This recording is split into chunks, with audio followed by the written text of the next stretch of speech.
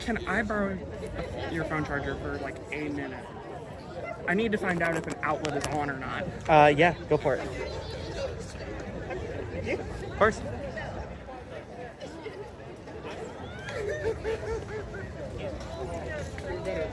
Thank you for confirming. Thank you. Yes.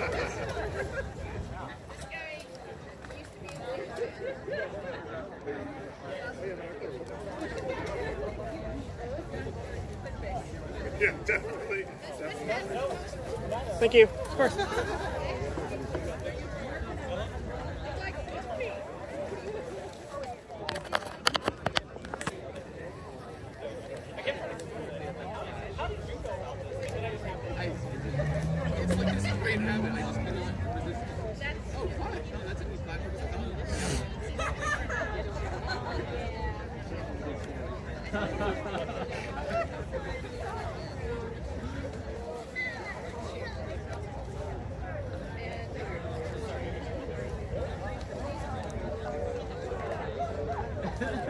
Decent turnout.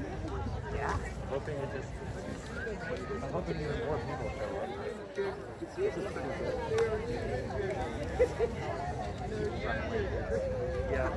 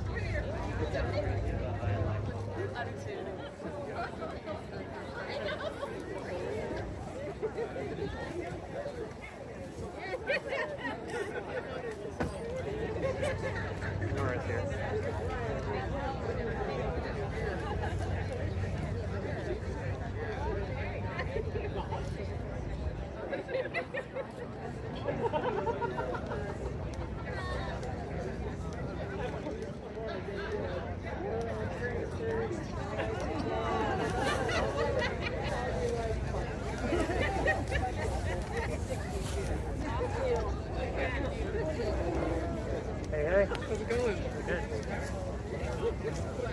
I'll put change in here. Yeah.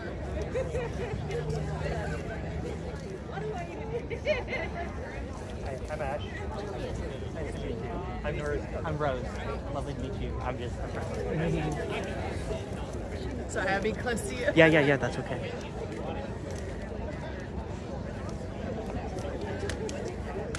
Make sure we don't lose track of the other people. Yeah.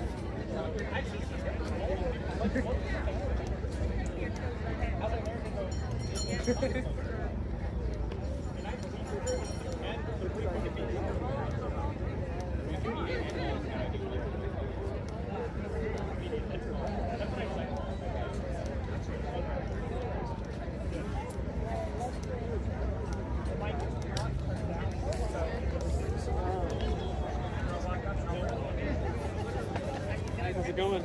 So far, good. Good. Yeah. Driving good. Trip's been good so far.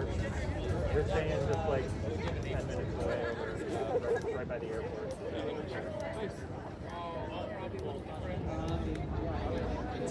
How do you been?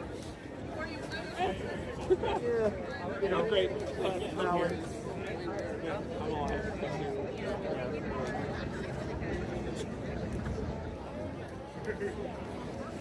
Oh, Yeah. Yeah, I would say so. I think there should be more people. Maybe. Get closer.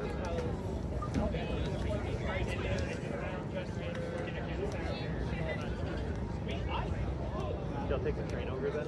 Yeah. You got a late start. Yeah. Single track. Yeah. What's that?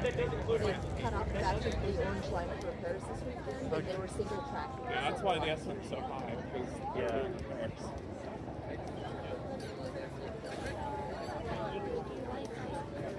I'm not yet. Yeah. When we start marching.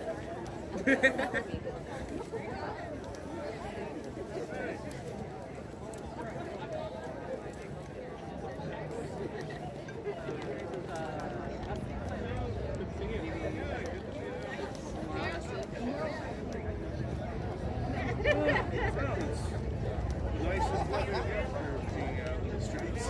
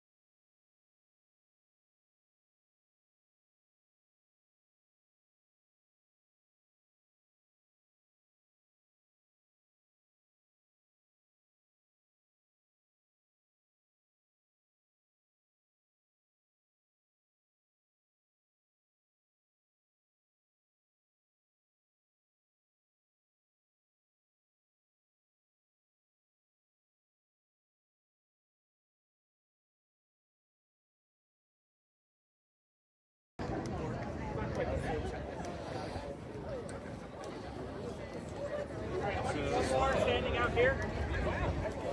Does that make you the Heather, Test 1, 2, 3. Good. I'll make it work. While we're getting set up, if you want food or drink, there is a table over to that side, stage left. Just remember that, please. We will start here in just a few minutes.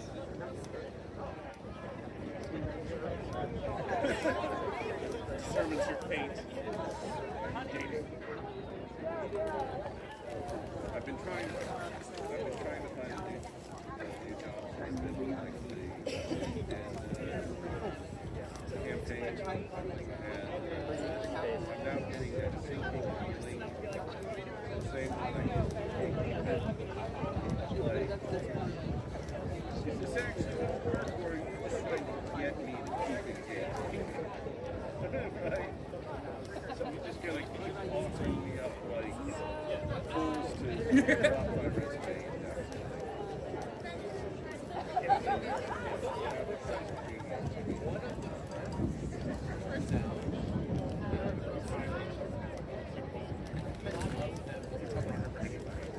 It is. I'm hoping I have it in a U.S.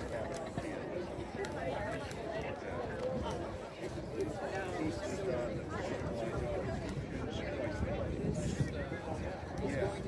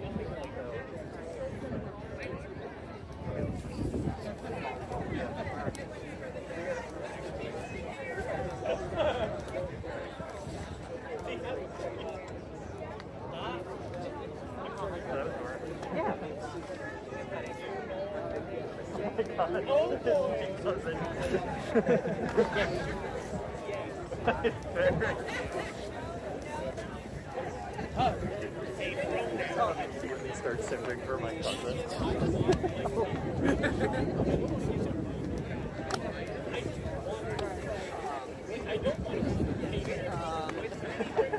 Yes, I'm between by the tables. He's got blue hair, wearing a blue jacket.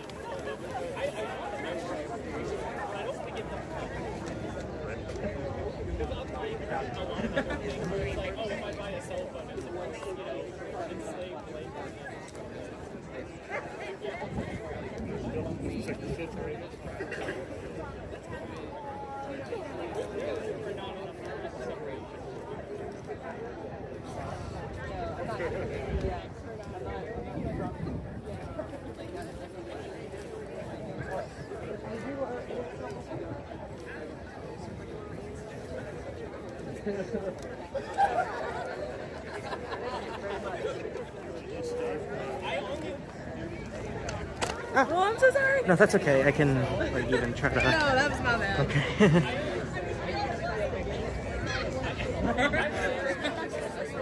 You need help?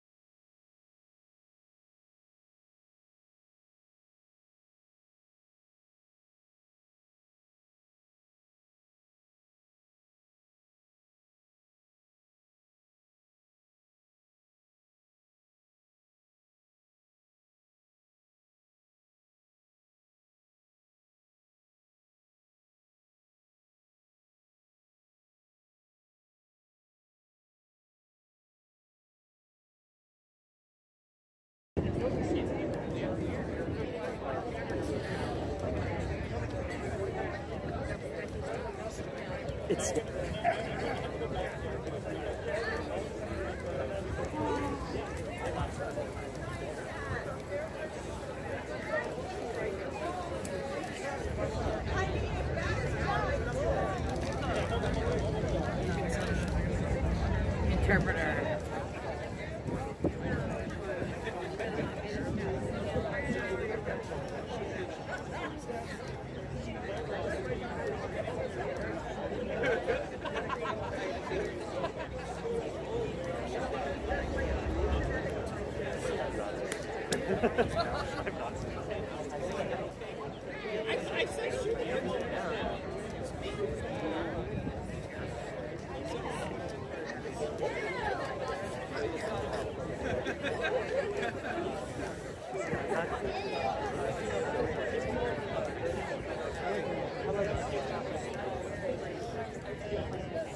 More so than me.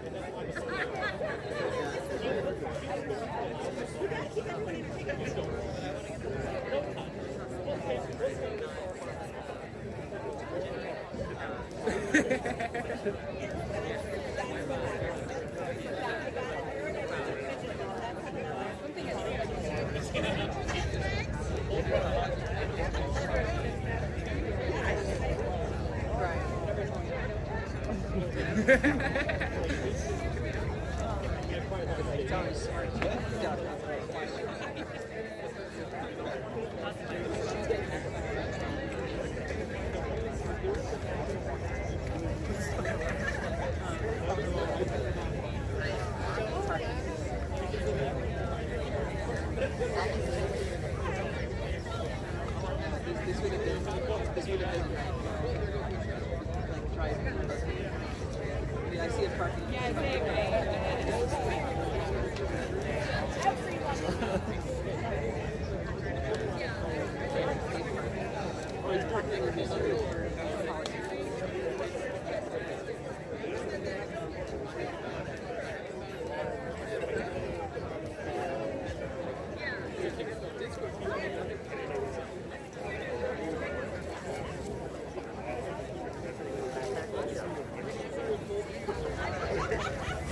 put mine on my backpack somewhere. I don't recognize it. Oh no, it's gonna fall.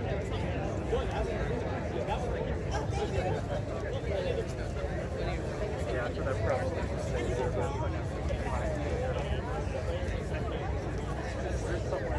maybe even on the side or something. I don't know. I was thinking the side. If I knew where, I would have said somewhere other than. It's kind of gonna go over the front. You got it. Perfect.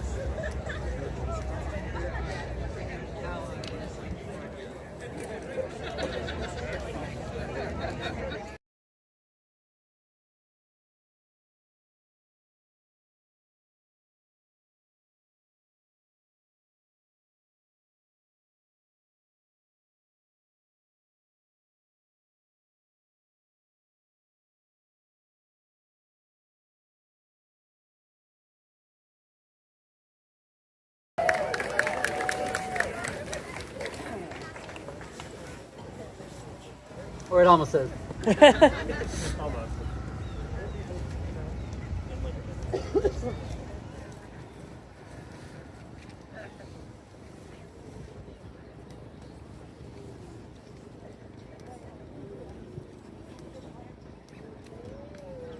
I think I just want to kind of start out by saying that, for starters, thank you all for your patience once more in letting us get this set up. We are Transgender Unity Coalition. We are a nonprofit. We're newer. We're learning a lot of the tricks and skills here. I personally, who am I? My name is Bree Taylor. I'm the founder and executive director. Thank you for that. I would say that despite any hiccups, I think the important part is being here, and I will happily take, let's say, 2 hours of delay to have 1 hour of speaking at the U.S. Capitol. A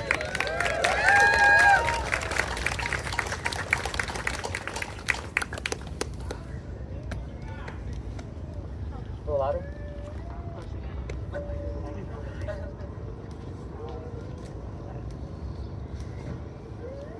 How's that? Oh. That's, whoa. I don't even have to lean in. Okay, how about that? People in the back. People in the front, can I get a trans rights? People in the back, can I get a trans rights? And everyone, can I get a trans rights? I think that's good. I just...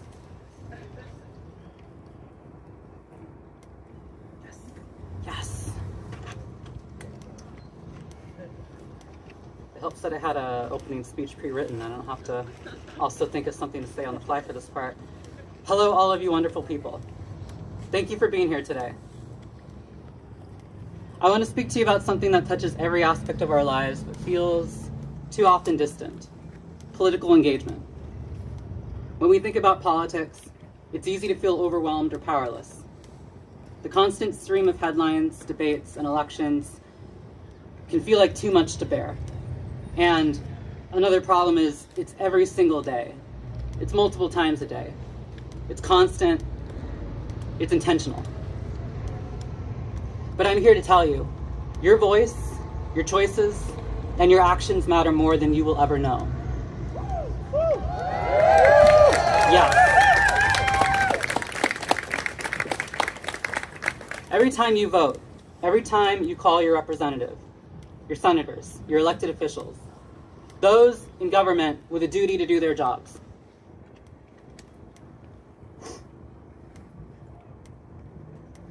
Every time you attend a community meeting, a group of friends, loved ones, every time that you make your voice heard to the people, to America, you are participating in one of the greatest acts of collective power humanity has ever conceived, and that is democracy.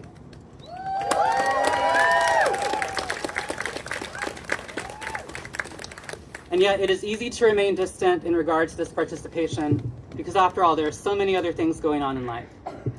It is easy to feel that one's involvement can't possibly make a difference. But I promise you, it absolutely does.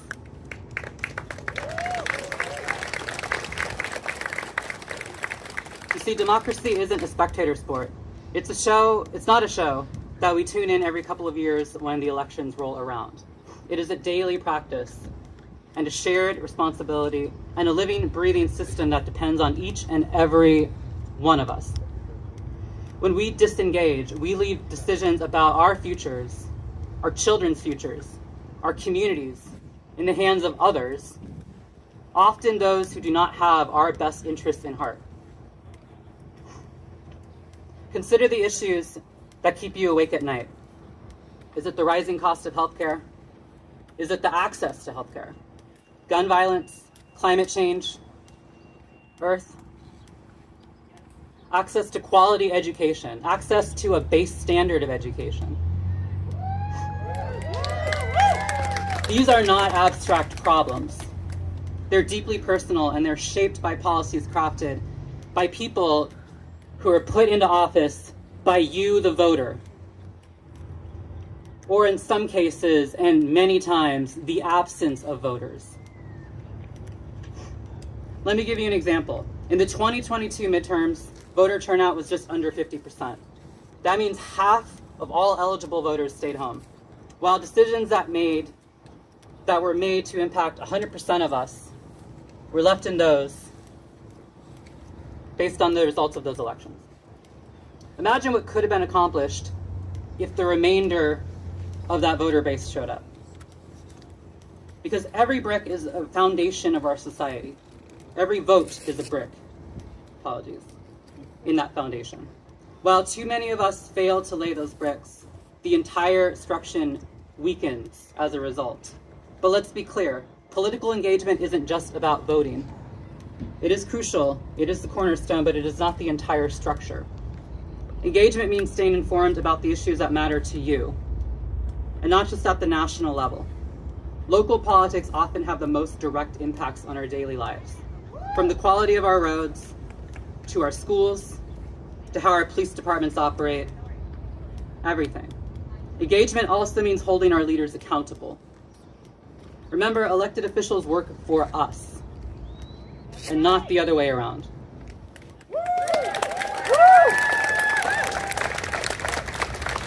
And that is something I think is worth repeating. These elected officials work for us, not the other way around.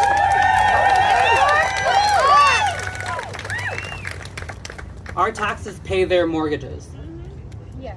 Our bubble marks on that ballot, that gives them a job while many of us fail to find work. Struggling, finding minimum wage, in many cases due to discrimination. When we see something unjust, it is our responsibility to speak out.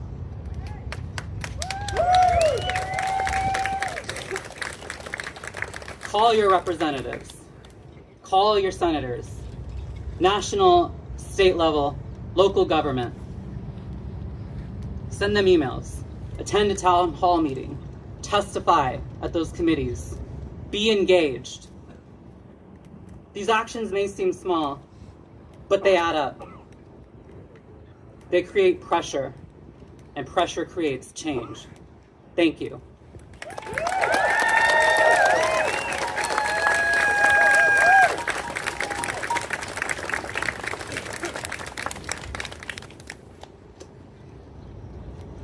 We have a lot of wonderful speakers here today.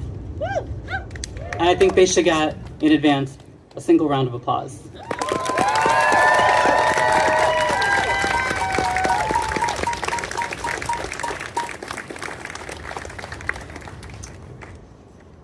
Our first speaker, Emmett Livingstone, is a local medical professional and body suspension practitioner.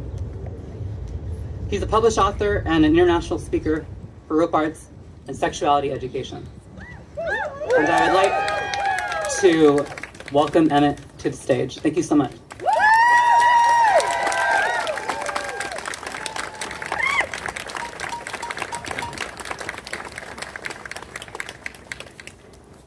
Thank you, everyone. When my husband and I announced our engagement, my mom had just one request. We should all be so lucky. She wanted to recite a poem during the ceremony. She wouldn't tell me which one, but I trusted her enough to shrug and roll with it. I want to share it with you all now.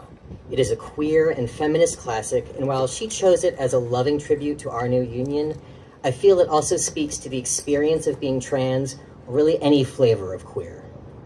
There is a duality in all of us, our innermost selves and the selves we show the rest of the world. When uplifted by the love and support of our communities, those selves can become one and the same. To love is not to possess, by James Kavanaugh. To love is not to possess, to own or imprison, nor to lose oneself in another. Love is to join and to separate, to walk alone and together, to find a laughing freedom that lonely isolation does not permit. It is finally to be able to be who we really are, no longer clinging in childish dependency, nor docilely living separate lives in silence. It is to be perfectly oneself and perfectly joined in permanent commitment to another and to one's inner self. Love only endures when it moves like waves, receding and returning, gently or passionately, or moving lovingly like the tide in the moon's own predictable harmony. Because finally, despite a child's scars or an adult's deepest wounds, they are openly free to be who they really are and always secretly were, in the very core of their being, where true and lasting love can alone abide.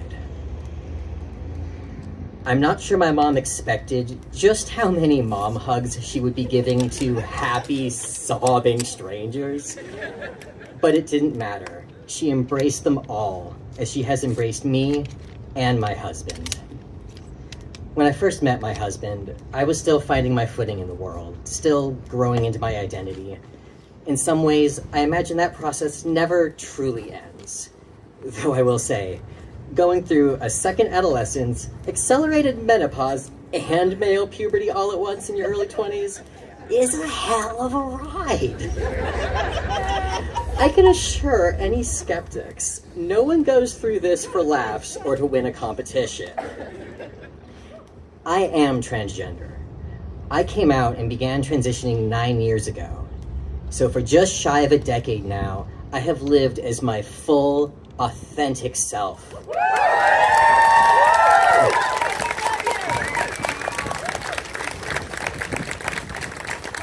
Since then, I have become many things.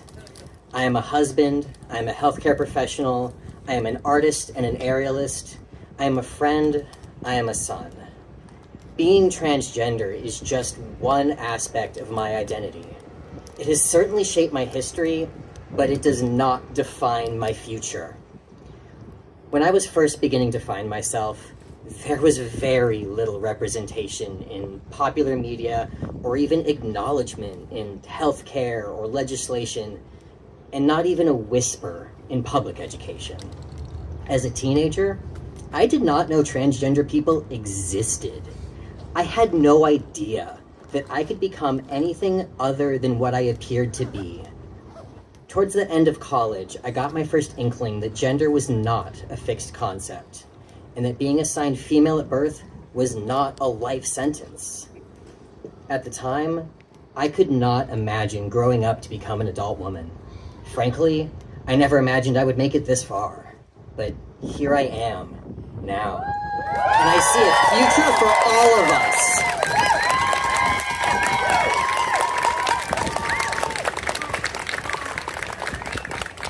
With a little luck in the time and place of my birth, my coming out was met with support and love. I was deeply uncertain, terrified, in fact, that I would be shunned. And instead, I was embraced and welcomed by my family and my community. My mom was and is one of my greatest allies. She shared the news with family and friends, answering all of their questions and practicing my name and pronouns with them. She helped me to get all of my documents updated as a Christmas gift to me that year.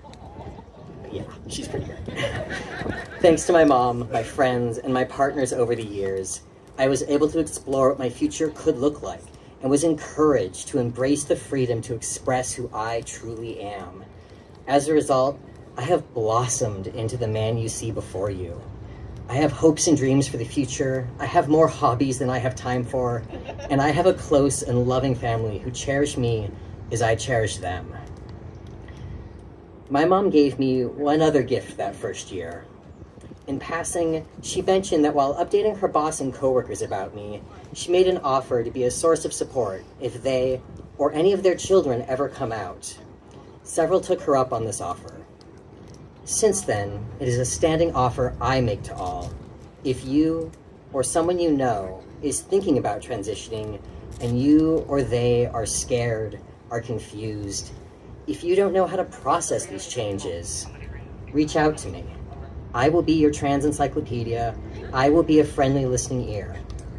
I have a few people take me up on this every year. Sometimes it is the person questioning everything they once believed about themselves, but more often it is the friends and family members of someone newly out. I have talked to a lot of parents about the hopes and the fears they feel for their kids. Not everyone is up for this kind of volunteering, this kind of support for strangers, and that's okay. But it is exactly this kind of compassion and love that we need to lean into now more than ever. Let your compassion become a passion for action.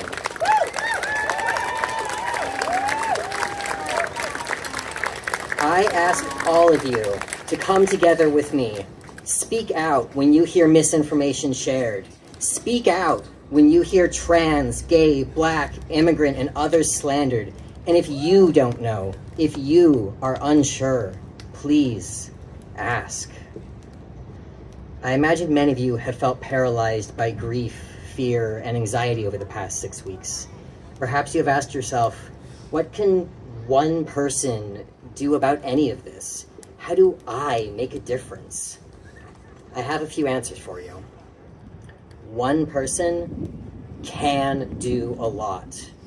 How many individual names mark critical turning points in our history books?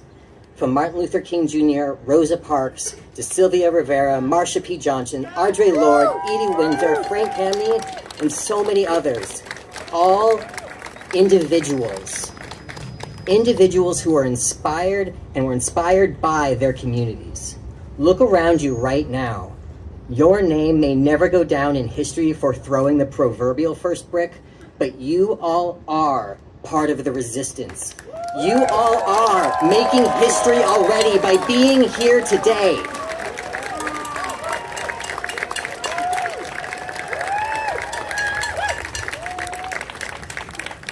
And if you don't know what to do next, I have good news for you. It's a lot easier than you think. It starts with a conversation, a single text even. I am a speaker today because I sent an email saying, I can. And so can you all. I implore you all, reach out to everyone around you and invite them into the resistance. How many of you are here today because one person reached out and invited you to come? This is how a revolution grows. Our power is in community and collective action. Dictators rule through fear and isolation. We win by gathering allies, by supporting one another, and by working together.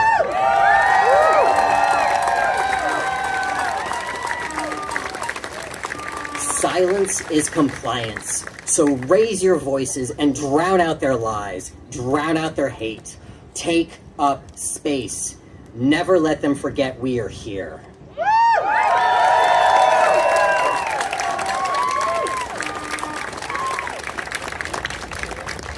The best advice I can give that has empowered me personally, you have to ask to get the yes, I'll help. It's simple. It sounds like, hey, do you need a ride to the protest next week? Hey, do you want to come over and call our senators tomorrow? Or even, hey, do you need more flyers printed? That's all it takes. Reach out and give folks the opportunity to say yes. Yes, I'll be there. Yes, I'll help. Thanks to the efforts over the last 100 years to secure LGBTQ rights in this country, my generation has not known how to protest. We haven't needed to. The gift of the previous generations has been for us to grow up and come out in increasing safety. But now it is our turn to take up the cause in defense of our rights, our lives, and those of all who come after us. Be a voice in the darkness that calls out, you are not alone. Your voice matters. Your vote counts.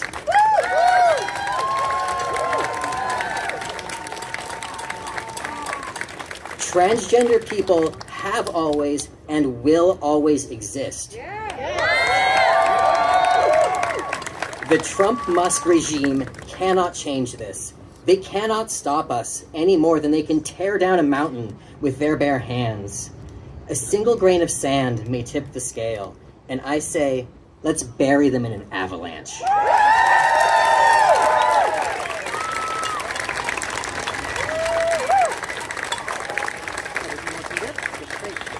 As individuals in our various communities and workplaces, I encourage you all to be as irritating and hard to remove as a pebble in their shoe, a grain of sand in their eye, or even better, be glitter.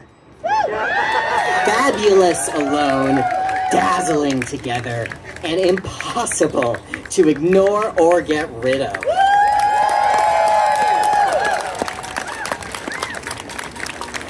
No matter what, do not comply in advance. This coup will succeed if we make it easy for them. Instead, if you are a Fed, push through those updated ID applications and lose that request for information about your coworkers. Everyone, let's race to support each other and grind their efforts to deny us to a halt.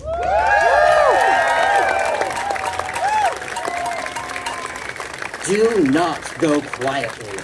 Correct misinformation when you hear it. Even a simple, hey man, that's not okay. Trump is not a king. Elon is not our president. I call on all of you to resist in any way you can, big or small. Be the glitter they cannot get rid of, and never let anyone dull your shine.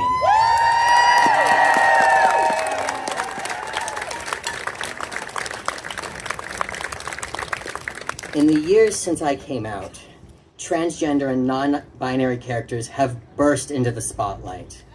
Books, movies, video games with living, thriving, loving, gay, queer, transgender, non-binary people with lives full of possibility. I can only imagine how different I would have felt about coming out if I had had any reason to believe that a happy life full of potential lay ahead of me. I have taken great joy in the fact that subsequent generations of trans folks were coming out into a far more open and accepting world. Figuring out one's identity can be a turbulent process for any adolescent or young adult, but having positive cultural touchstones is undoubtedly a heartening influence. Long have I found joy in the relative and increasing ease that transgender people have been finding themselves and each other. But now, I am fueled by rage and grief. Rage at watching every reference to our very existence be stripped away as history is rewritten, research is deleted, and the barest hint of acknowledgement is censored. I feel grief for the lives already lost as a direct result of the Trump-Musk administration and the vile Project 2025. I feel grief for the fear and anxiety that so many of our community have been feeling since last November. But I also have hope. The one thing I am grateful for in Project 2025 is their choice of appointees and how cartoonishly evil and unqualified they all are. By rushing in and tearing apart our government and our democracy as fast and as sloppily as they have shown their hand to America and to the world. Your neighbors, your coworkers, your family members may just now be realizing that they have voted against their own interests. Those who were conned by Trump into voting for him are beginning to feel the pain of their choice. But they are still human, as are we. Blaming, mocking, or pushing them away will not help any of us. The short-lived schadenfreude serves no one and will only push them farther away. This is not the time to gloat that we told them so. Now is the time to invite them in. Welcome them to our side to help right the numerous wrongs being committed. We welcome every ally. We need every ally.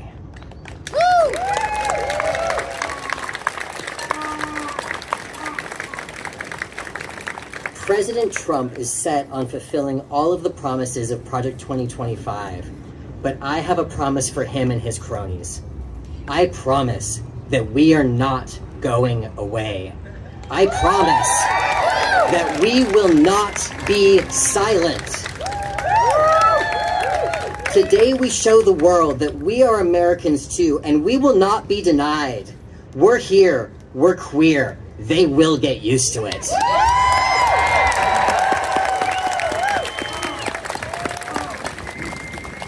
America is supposed to be the land of the free and the home of the brave. And I thank you all for being here today, for being brave enough to face the vile, unthinking hatred of the current administration. Carry this bravery and the pride in knowing and being who you truly are forward into the future. I ask you now, join me in the following efforts. Gather every ally. Build your local and online communities. Speak your stories loud and proud. By standing here today, we stand for our right to exist. We stand for the freedom for all Americans to self-identify and self-express. We stand for the freedom for all Americans to come out of the closet, out of the shadows, and into the light. We are many. We come from all walks of life, and we are here to stay.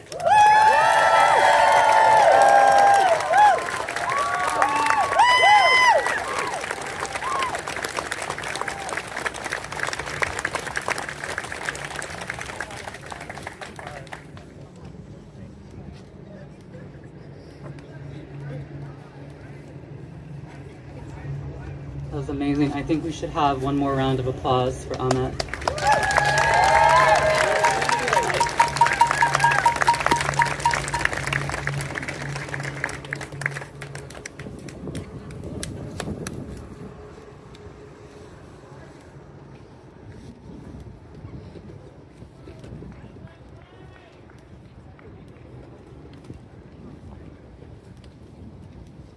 Having a temporary changeover with the microphone at the moment.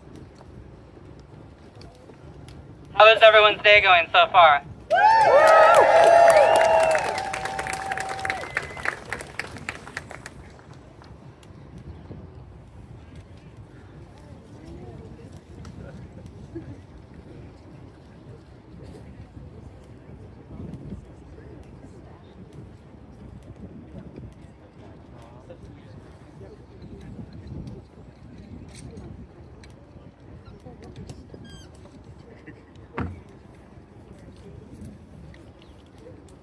Mic check.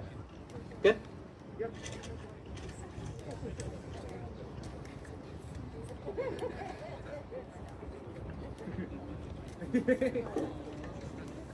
All right. Let us resume. For our next speaker, we have a wonderful Chloe Schwenke is a professor of leadership and ethics at the McCourt School of Public Policy at Georgetown University. A researcher on gender equality issues, and a human rights activist.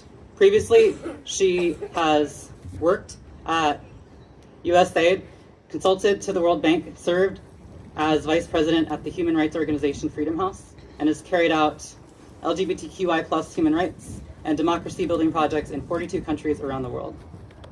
She was one of the first 3 transgender political appointees to the federal government under President Barack Obama.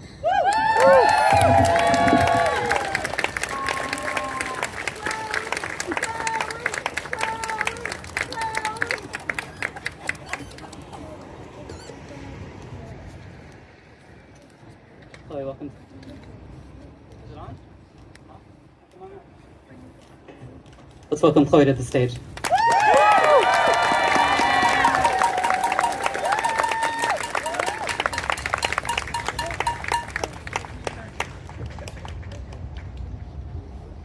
Wow. Wow. I teach public policy graduate students just over there, the downtown campus. And one of the very first things I tell them, when they're thinking about how to be advocates for their public policy is to situate yourself. Know who you are. Know who you stand for. Know who your friends are. But also know who your enemies are. We are in that place right now, although we may not call it public policy, it's about public policy. We are here to be change agents, And we need to be. Because we have friends. I mean, look around. Look around who we've got here. I see my Quaker friends here. I see so many transgender, non-binary, intersex friends. I see allies. I'm very happy to situate myself here. But I also see that. I also know there's a building down there we call the White House. I know that we are in basically the crosshairs of power right now. And for us to be advocates for our policy, which is basically one of, can I dare say the words, diversity, equity, inclusion, we have to stand strong in our convictions. We have to know who we are. And we have to stand in solidarity. This is us. This is precious. Just take it in for a minute. Take it in, because we need to take it in, because we don't gather as often as we should. Maybe it's a function of my age, but one of my very favorite pieces of literature is the Lord of the Rings trilogy. And I'm both disturbed, but also, I guess I'm not surprised. I am surprised at how easy I can fall into the analogy of standing in front of Sauron's Mordor, standing in front of an army of orcs that wish our destruction. Creatures that basically embody hatred, who are bred to embody hatred. I won't go as far as to say that. But things were clear in The Lord of the Rings, and they're not always so clear for us right now when we look around and know who's standing with us. But don't be fooled.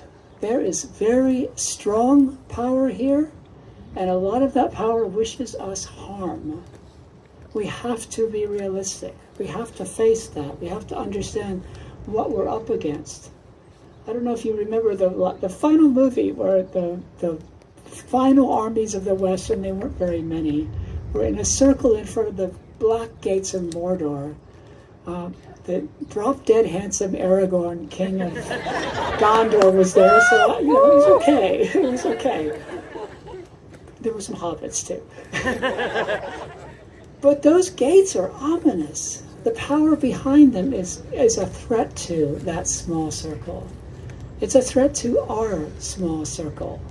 So we need to rise to that threat. We need to be able to get there, because those Trumpian orcs are already at work. Let me just tell you what's happened just in the last 6 weeks. You probably know some of it, but it's worth saying. First of all, and it's in process right now, the banning from our military of transgender people. That is something that's already been filed by this administration, and it's in process. Unlike last time, where the ones who were already in the military were allowed to stay, this time all have to leave. I know many of those people. I'm thinking very much of Bree Fram, Colonel Bree Fram of the U.S. Space Corps. If you want to know what a leader looks like in our military, Google Bree Fram. That's all I need to say.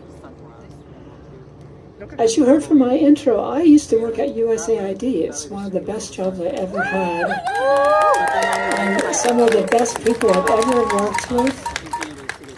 USAID has been destroyed. And with it, the aid that goes out to LGBTQI people around the world, some of that aid is literally there to keep them alive. The women, the children, the men who have AIDS, they will not get their medication. They will die. And this administration is okay with that. Oh my God. They suck at their jobs! We also have seen in the last few weeks the prohibition, basically the throwing out of transgender women and girl athletes. We've also seen the NCAA capitulate immediately, even though they had a policy of inclusion for the last 15 years, they just rolled over dead. That has to stop. I see some wonderful signs here about protect trans kids. Trans children and youth are the most vulnerable of all of us, and of course that's where they would go to. And not only that, they will self-righteously brand it as, get this, save the child. I mean, a lot of you and me have been through the wrong puberty. A lot of prepubescent trans children know exactly who they are. We have the medication to stop them from going through the wrong puberty, stop them from enduring that incredibly traumatic experience, seeing their bodies grow away from them. We have the medication and the medical skills, and every single national medical association that's relevant has said, puberty blockers are safe, use them.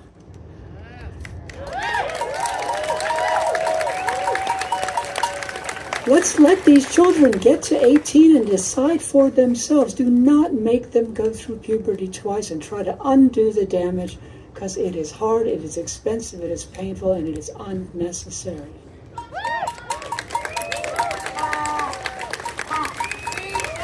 I mean, this is a long list already, but I've hardly begun. We've also seen this administration, against rules of civil rights, tell the Department of Housing and Urban Development to not allow homeless transgender people to have shelter in a homeless shelter. They are literally being shown the door. I mean, this is the definition of cruelty. This is the definition of, I would call it sadism. Somebody's getting pleasure out of this kind of suffering. That is really powerfully wrong. It's, I'll give them creativity, this administration. They're looking forward about how can they make our lives miserable even going forward. No creativity. They are now deciding how to deny visas to people who want to come for World Pride here in Washington in June. They do not want trans people coming to Washington, and they do not want transgender people coming to Los Angeles as athletes or even as spectators for the Olympics in 2028. They're working on that now. How to keep trans people out of America, even as visitors. One of the worst of what they're doing, and they've been pushed back on, which I'll take some happiness from, but already in Florida they've instituted this. Trump and Musk and others would like to make this happen all over the country. That is to take incarcerated transgender women and put them in men's prisons. We know what that means. We know that those trans women will be sexually assaulted daily. They will be raped. They will die. And MAGA is just fine with that. That has to stop. We cannot let that happen. Shame is the right word. It's not good. And then data. We've already heard our previous speaker say the work that's going on in earnest to erase us from the data that is so important in our lives. The National Institutes of Health, the Centers for Disease Control and Prevention, the National Center for Health Statistics, all of these organizations have been instructing their staff, because they have to not just erase transgender, even the word gender, but to erase the data. And not just the data that's right now, to go back in the files and erase it. They want us to disappear. Are we going to disappear? Damn right. And then just to twist that knife in a little bit harder, if you have your passport and it needs to be renewed and you take it to Rubio's State Department, they'll do it for you, but they'll change the gender marker back to your gender marker pre-transition. Here's your passport. Let me tell you, before I transitioned 18 years ago, but in the early days, it took a while to get that F in my passport, and I work internationally. I had to go to Turkey. I got to Izmir. I was dressed beautifully. But my passport said Chloe M.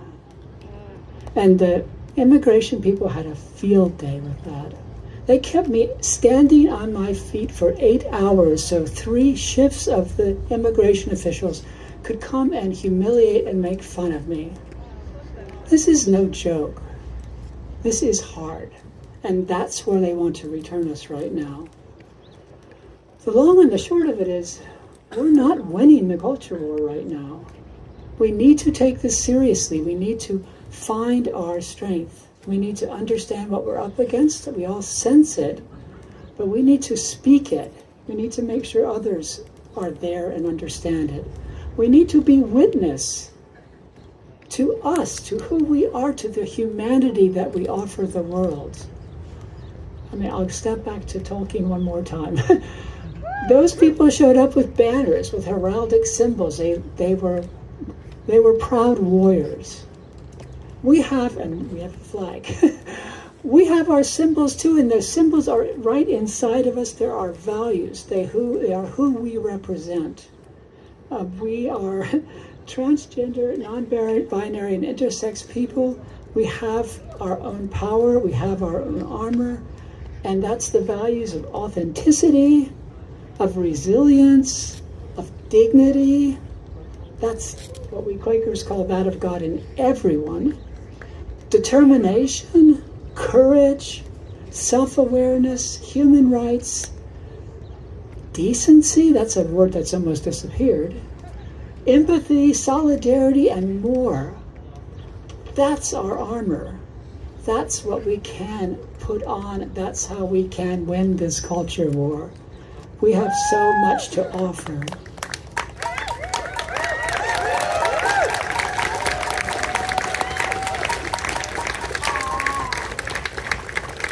One of the ways we can move forward is to visualize a better future. And I can do that because I have experienced a better past. I was a transgender political appointee. Oh my God. I never asked to be that. That's a long story, but it was an important story because having worked internationally with trans people all around the world, trans people who are criminalized, who are harassed, who are literally killed, they're beaten the crap out of. You should have seen the messages I got when my appointment was announced to the world. It was, you have a president that will lift up transgender people to be senior officials in your government? This is unimaginable. Imagine us being an unimaginably inclusive government once again.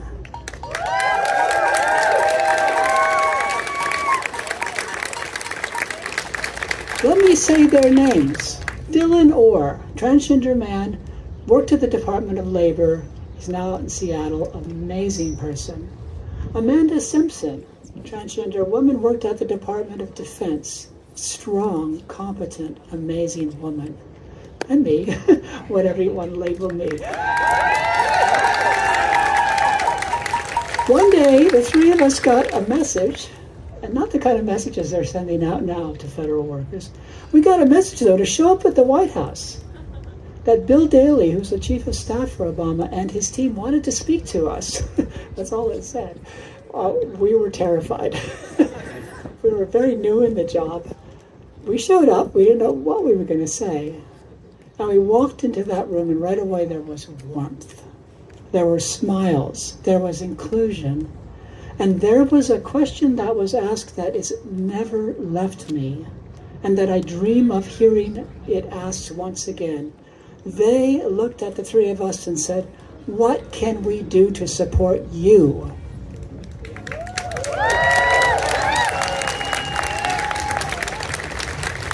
Imagine the chief of staff of the White House asking us.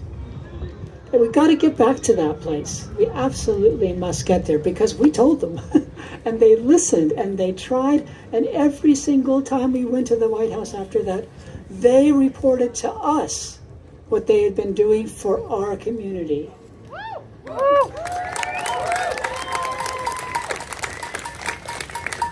As you heard, I was assigned at USAID, which was a high point of my life, and we had, again, a president that said human rights are for everyone. Chloe, go out to Africa and tell them that. And I did, and I got in a lot of trouble, but I did. I'm still here, so.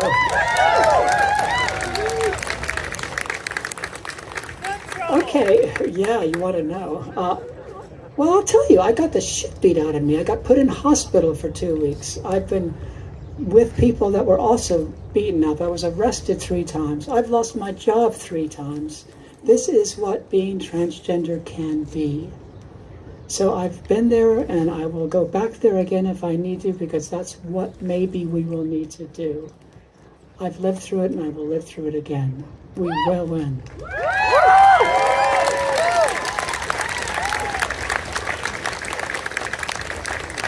Now, I'm one of those dreaded professorial people, those coastal elites, but I am proud to be a professor. I've worked long and hard to get there.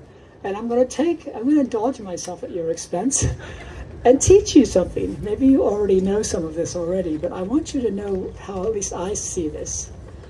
That is, words like transgenderism, transgender ideology, even gender ideology, these are not real things. These are devices that are intended to dismiss science, to dismiss psychology, sociology, our reality. Push back. Second, I stand before you as a biological woman. Don't let anybody tell you you are not. Okay, I'm a biological transgender woman, but I was born transgender. I didn't become transgender when I transitioned. I transitioned because I am transgender. And for those of us who are transgender, there comes a time when we just can't stand looking in the mirror and not seeing ourselves. We have to transition. But the reality that science has taught us is that we have the brains that we say our gender is telling us who we are. We have, through brain morphology, through looking at how messages are transferred in the brain, looking at prenatal hormone exposure. We know the science. We are born transgender.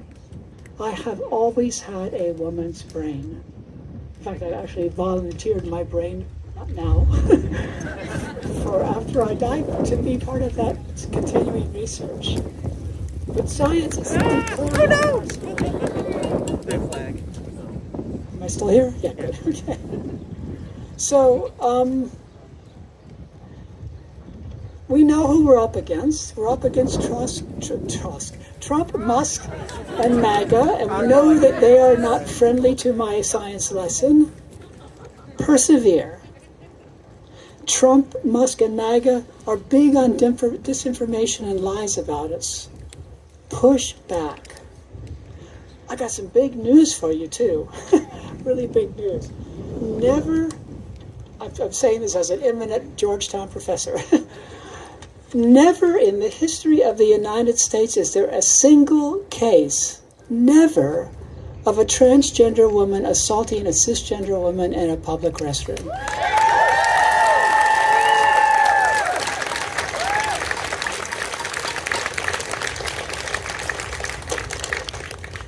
Let me end with just some encouragement to all of you, because we're in a tough spot. We have a long struggle ahead of us.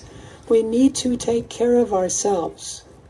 I have a lot of Quaker friends that keep reminding me of that because I forget.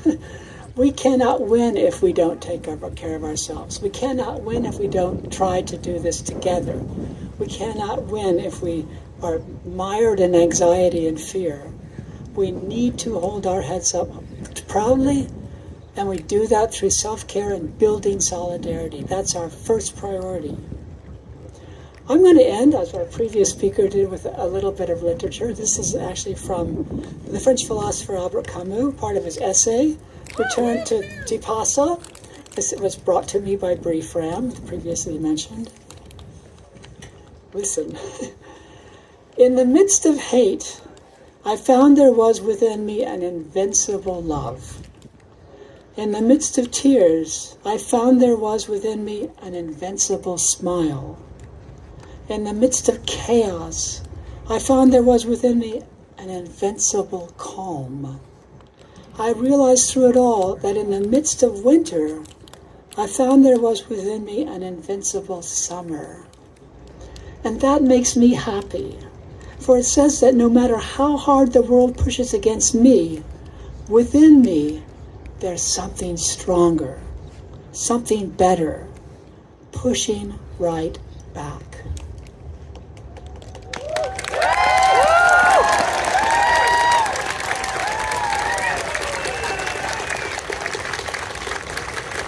For those of us who are, I just love being with you guys. For those of us who are transgender, non-binary, or intersex, or allies, that something inside of us is our authentic selves.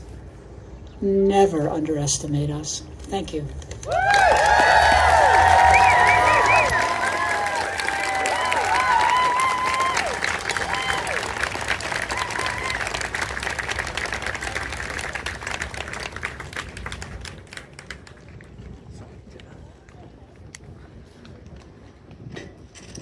Another round of applause for Chloe.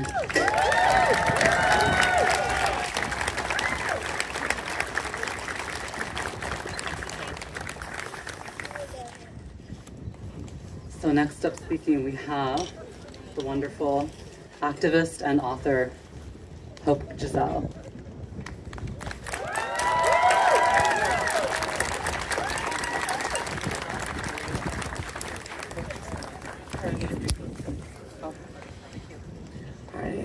Good morning, everybody. I said good morning, everybody. All right, we are here for some liberation today, so I need to get this energy up and I need to get y'all bodies warm. Okay? So when I say trans, you say power. Trans, trans. When I say trans, you say power. Trans, trans, trans, trans, trans. All right. Now, my name is Giselle. I am an activist, author, all-around DEI specialist, and I will not change that word to belonging because it makes people on the right feel more comfortable about their bullshit. There are so many things happening to us today, and I'm saying to us, not around us, because we are actual people who have to suffer the consequences of this government, this regime, as it will. We have to stop allowing them to rename things for their comfort while making us uncomfortable for the sake of being right in a history that is so wrong.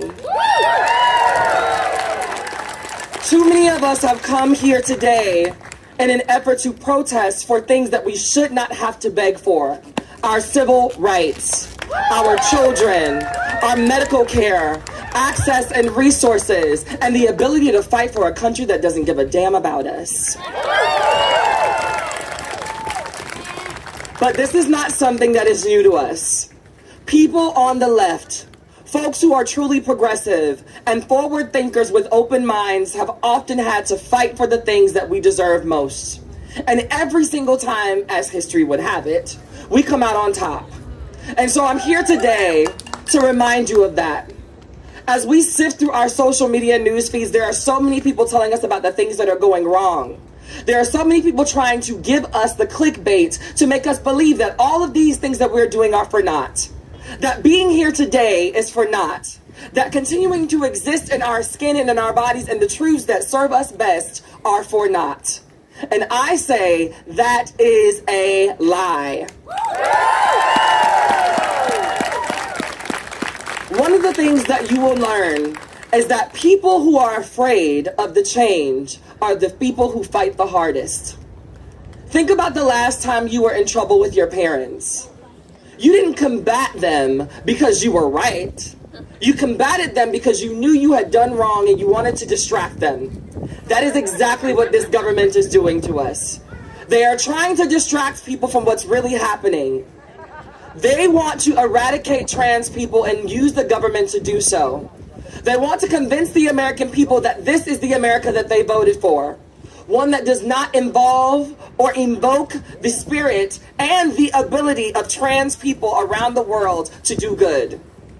But we know that that is impossible.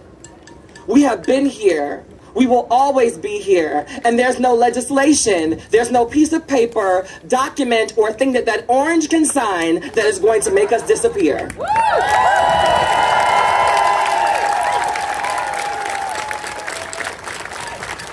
The goal is to weaken us. The goal is to make us feel like we have to all be exclusive. You see, the thing about exclusivity is that just like clothes, when things are exclusive, they are popping, they are amazing, everybody wants one, but everything that is exclusive goes on sale. One of the things that I've learned is that as trans people, as people on the left, as folks who want to see everybody have an opportunity to live, we cannot hold on to the idea that there can only be one of us at a time. That is how they divide us. What we have to recognize and continue to know to be true is that we are stronger together. The erasing of the T from LGBTQ cannot stand. And if you are a person that is here and agrees with that, you are on the wrong side of history. If you know someone that agrees and believes in that, and you are not saying anything, you are on the wrong side of history. It is no longer enough for us to show up and say that we are activists or allies. We have to be accomplices to each other, to all parts of this movement. I want to explain to you all what that means. An ally will say that they are happy for you being able to be yourself. An accomplice is going to advocate for you being able to be yourself. We can no longer sit idly by and allow people to make bracelets or post boxes or hug our babies and then leave and go to a family, a regime, a job that supports our eradication. So, I want to give you all a lot, but I also have to give y'all some facts, right? I am sick of watching trans folks be bullied by the government full of liars and cheats and straight up hypocrites. I'm sick of watching people debate our existence like we are some theoretical concept instead of real goddamn human beings. And I am sick of these right-wing ghouls wrapping their fascism in an American flag while they gut our rights and our future and our ability to survive. Fuck that. So, fuck that.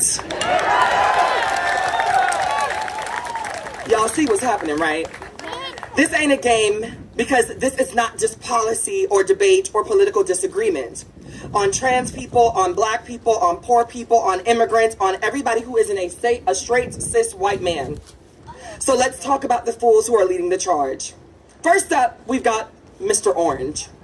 The same man who dodged the draft 5 times now wants to purge trans people from the military in the name of readiness and cohesion. The only thing that's cohesive is that tan that he's managed to somehow work his way to a better shade. Beyond that, I'm not sure that cohesion is a part of his regime. So now you care about military standards. But where was this energy when you let white supremacists, rapists, and criminals into our capital? Where was this energy when you let all the insurrectionists off the hook? The only cohesion that he cares about is making the armed forces a breeding ground for fascists and Proud Boys and the Oath Keepers. And then we have Marjorie Taylor Greene, or, and my favorite new language, bleach blonde, bad built, butch body.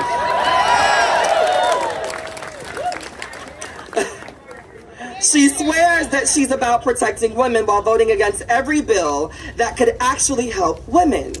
Equal pay, childcare, reproductive rights, domestic violence protections. Nah, she means protecting white women from having to share a bathroom with a trans person, while completely ignoring the biggest threats of women's safety, which are the men who oftentimes tend to be her own colleagues. And let's not forget about Nancy Mace, who somehow flip-flops between pretending to care about survivors of sexual assault and pushing policies that make trans women who face the highest rates of violence more vulnerable. Make it make sense. But oh wait, it can't, because hypocrisy is your endpoint.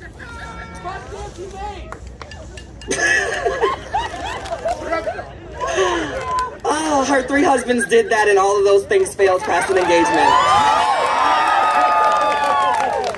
And then we have Elon Muskrat, the clown prince of Twitter fascism. This man is really out here whining about woke culture and canceling while banning journalists from performing or platforming Nazis and doing Nazi salutes. Baby, you are the biggest snowflake of them all. You are mad because people don't worship your mediocre apartheid emerald mine money. You are a mediocre small man, and you love throwing tantrums on Twitter because you think that it makes you revolutionary. And spoiler alert, it doesn't, and I will not be calling it X ever. While these fools are out here performing for the cameras, real people are suffering. Folks in Iowa are about to be erased. Trans people are losing their civil rights protection there. In Texas, doctors are being sued for providing the health care underneath the diatribe of things that they've already been asked to fall in line with. The Pentagon is actively hunting trans service members to kick them out. The U.S. is banning trans athletes from even getting visas to compete in the Olympics. And for what? All in the name of pretending to care about protecting children. But if they cared about kids, they'd be fighting for better schools and not banning books. If they cared about women, they'd be pushing for equal pay and not blocking abortion access. If they cared about democracy, they would not be purging voters and dismantling White House press corps to avoid tough questions. What they care about is control. And trans people, we represent a future that they can't handle. A future where gender isn't a rigid binary, where people get to define themselves, where power isn't hoarded by the same tired-ass white men who have been running this country into oblivion since its inception. So, what do we do? First, we fight like hell. I've got 5 steps that I want you to take. Number 1, call your representatives. Use @5calls to tell them, say no. Say no on the SAVE Act, say no on anti-trans legislation, say no on anything that strips our rights, and don't stop at the federal level. Local and state politics are in these battles, and they are being won and lost, so let's win some more. Number 2, please stop waiting on saviors because they are not coming. The Democrats ain't gonna save us. Nope. And if we force them to act, many of them will blame us if the fallout isn't in their favor. Biden cannot stop the Pentagon from doing this, but a lot of the times it is the people that get those voices changed. So unless we apply the pressure, unless we continue to create disruptions, unless we continue to make them see us, they will act as if we do not exist and say that we liked it. Number 3, fund direct action. Coming here today is great, but whatever resources that we have as a community have to be funneled into actions like this one. Support bail funds, support trans-led organizations, support the people on the ground doing the work. And support your trans influencers who are spreading knowledge, not misinformation. Boycott the bigots. Please stop giving your money to companies that support anti-trans politicians and look up who's funding them for yourself. Do not just trust every list that is being put out there. Again, our media has to be coming from ourselves and trusted sources of accomplices, not the folks that want us to believe that they are somehow our saviors while targeting our rights. And last but not least, get loud. Talk to your family, your friends, your community. We cannot afford to be polite anymore, because on the other side of holding back, what happens to us is that we end up dead. We end up raped. We end up with our rights stripped. We end up having to fight for a country that does not believe in us. We end up having to remind them that we are human beings over and over and over and over and over again. We have to remind people time and time again that we deserve to be treated exactly like them for no other reason than we showed up differently. And that is unfair. But we live in a country that does not believe in fairness. They believe in money. And so we hit them where it hurts. Stay your ass out of Target.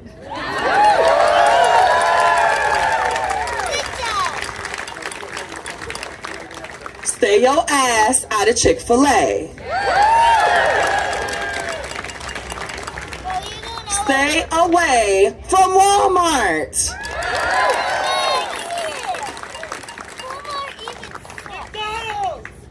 Baby, stay the fuck out of there, even without all of that. Clogged arteries, okay? Now, what we have to do is remind ourselves that some of the best boycotts took the longest. The Montgomery bus boycott took 385 days, you all. We are just at the beginning of this. If we want to see change, we cannot just do this for one day. We have to be consistent. We have to stand fast. In less than a month, we have cost, as a community of Black folks, Target $8 million in sales. Imagine what happens when Black folk, trans folk, disabled folk, and all of our accomplices stop supporting these fascists. Imagine how much money they will lose. Imagine how hard they will be hit. And then imagine how much winning will happen for us thereafter.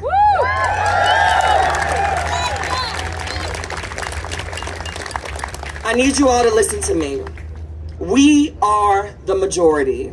Do not let them tell you differently. Just because trans people make up 1% of the population, do not let them forget that we do have our LGBT brothers and sisters. Some of us have amazing parents, father, mother, grandmother, and guardian figures that support us unapologetically. And even though they want us to believe differently, there are people overseas that are fighting like hell to make sure that we can be seen, while they're also fighting for their own rights. Some of them being hungry and still taking the time to give space to the people of America and our trans rights being fulfilled. So do not let them down by not doing your part. We are not going anywhere. Black people are not going anywhere. Poor folks are not going anywhere. Immigrants are not going anywhere. Women are not going anywhere. Disabled folks are not going anywhere. We are still here, and we will be here long after Trump and his fascist cronies rot in the ground. So let's stop begging for a seat at the table that they built to exclude us, and let's flip the damn table over and build something better. Because this moment in history is what we make it. So do y'all want to get up, rise up, create and be a part of a revolution? Or do you want to sit back and wait for what happens?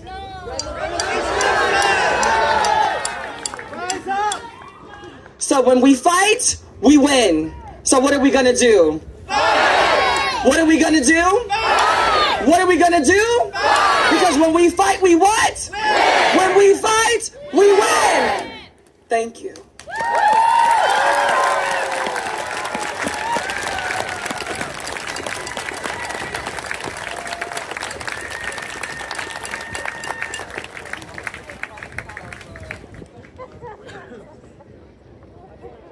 Fuck yeah.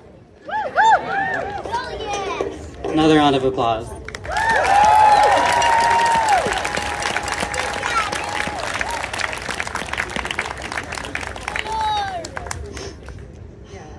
This is actually a good time to build off of some of that energy, I would say. We invited members of Congress to our event today, and I'm not sure how many are here. Now, I don't mean to put anybody on the spot. Is anybody either one of our lovely, amazing elected officials and or a staff member? Where are they?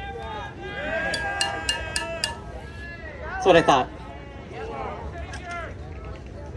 We did a lot of outreach. We spent weeks contacting different offices. I personally made many phone calls, and hundreds of phone calls, actually.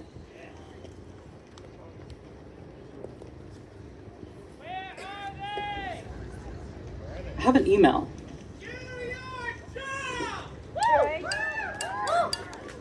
here is a response from the office of Senator Chris Van Hollen in regard to, would you come out in support of the trans and non-binary community in America? Will you show solidarity with us today, right here, right now? I regret that I could not join you in person, but I'm grateful for the chance to offer a few words of support for the trans community, which is under attack right now. One of the most despicable things about Donald Trump is that he goes after the most vulnerable members of our society. He's a bully with a long track record of attacking LGBTQ people, people with disabilities, immigrants, and refugees, and anyone else he thinks he can pick on for the sake of scoring political points. That's why he's rolling back legal rights for trans people, purging trans service members from our military, and attacking trans kids in our schools. We can't let him turn us against our neighbors. We should all embrace the principle enunciated by Dr. Martin Luther King Jr. Judge individuals not by the color of their skin or any other physical attributes, but by the content of their character. We are all Americans, and we have the right to live as our true free selves, free from fear or discrimination. Trans people are not political scapegoats or bargaining chips. None of us are free unless all of us are free.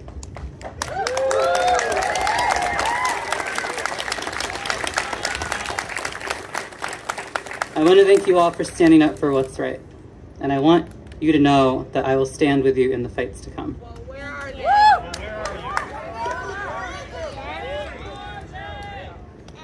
These are wonderful words, and only that. Where the fuck are you?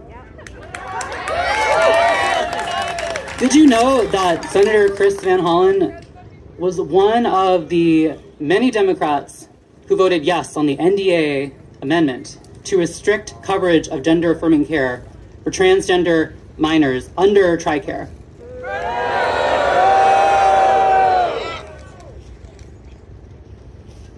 It's very hypocritical.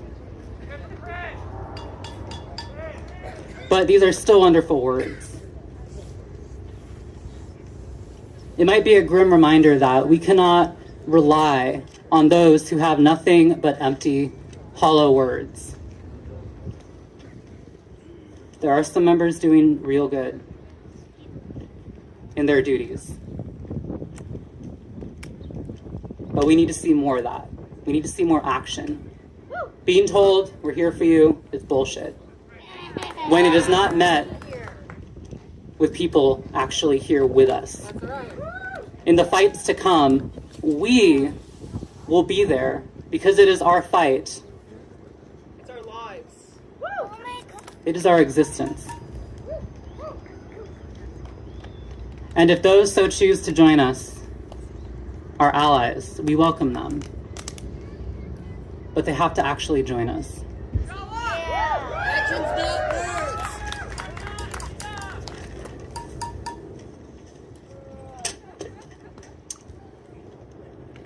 Our next speaker, Kevin. Oh, man.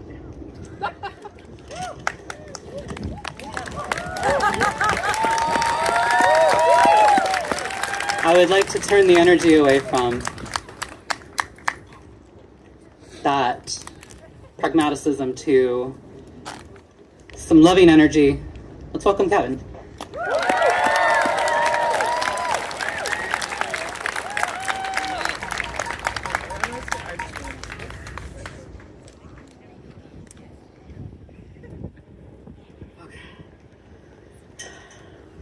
Can I take this off? Here. Looks really rare.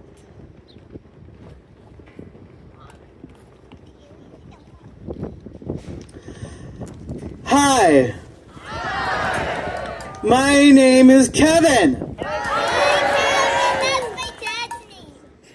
Also known as Skye, S-K-Y-E, from the Isles of Skye in Scotland. And Spectrum, because we're all on one kind or another. And I'm here to recruit you! points for who knows that. Yeah. From famed political activist Harvey Milk. I wanted to first read a statement written by Rachel Crandall Crocker, who, for those of you that don't know, comes from my great, marvelous, magnificent state of Michigan. When I created Transgender Michigan and the International Transgender Day of Visibility, I wanted to increase community and increase hope. Well, both of those are crucial right now. We must stick together as a community and to help each other have hope. We are not alone. Look around. We are not alone, and the crowd has grown since I got here. She obviously did not write that. We have many allies and many organizations on our side. Chiefly among the organizations is the ACLU.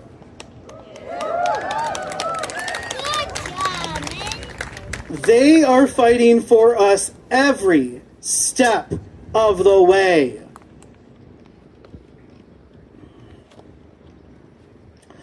Oh, say does that star-spangled banner yet wave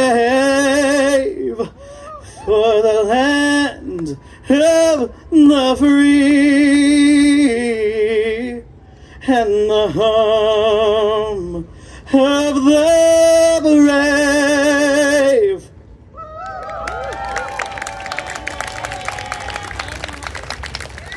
I figured, when else am I going to be able to do that? So here I am, from Michigan, where I was fortunate and lucky to have a family who believed in me from the very beginning. I am an anomaly in the trans community. I shouldn't be, but I am. I am a rare person who has community and family support from day one. My grandpa Bernie was there when they liberated the camps in World War II. My grandpa Phil, who would be 100 as of February 2nd, yes, I am aware, he shares the name of the famed groundhog. Perfect. And I just turned 44. On President Lincoln's birthday. And one that I share with Charles Darwin. History has its eyes on me. I was out smoking grass one day with a descendant of Clarence Darrow, who is trans. The descendant, not Clarence Darrow, just to be clear. I don't talk to dead people. And I just happened to share a stage when I was 5 years old. Just happened to share space with Kristen Bell. Yes, Princess Anna from Frozen, that Kristen Bell. However, she did not have my upbringing. We were children together, but lived very different lives. I would later go on, and I'm sorry, I'm name dropping here. I'm just going to name drop. What can I say? When I was in elementary school, and my parents wanted to move us to a bigger house, they chose an area where I would be safe as someone who has a Jewish mother. So we had to think carefully about where we would live as an interfaith couple. My parents, obviously not me. And they chose a town called West Bloomfield, Michigan. And it just so happened that our current Michigan Attorney General, Dana Nessel. You can pry this ring, I don't have it, I realize that, from my cold dead hands at the Democratic National Convention. That Dana Nessel, who is a fierce advocate for the LGBT community.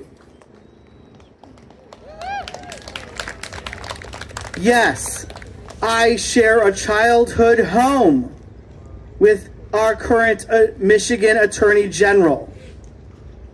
At a different time, she's 10 years older than I am.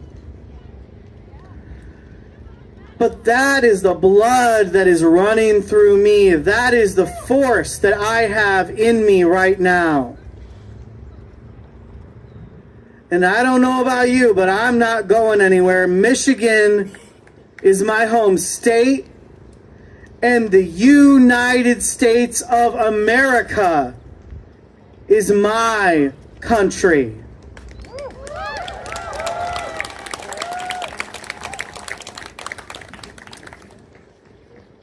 And I am now part of the Trans Narrative podcast, where we reach many different countries, talking to transgender individuals across the world. And we could not be prouder of what we have done. And if you want to lend your voice to the community on an international stage, come find me. Seek me out. I am happy to talk. I am here for the day. I am spending my time, thankfully, with my family that is here. I am very privileged and I am lucky. In addition, as you might have heard me sing, I am a performer. I am an activist.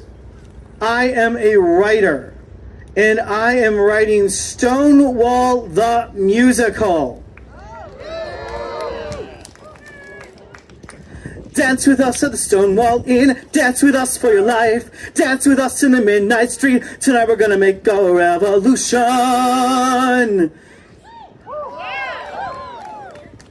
Out of the closet, into the streets. Out of the closet, into the streets.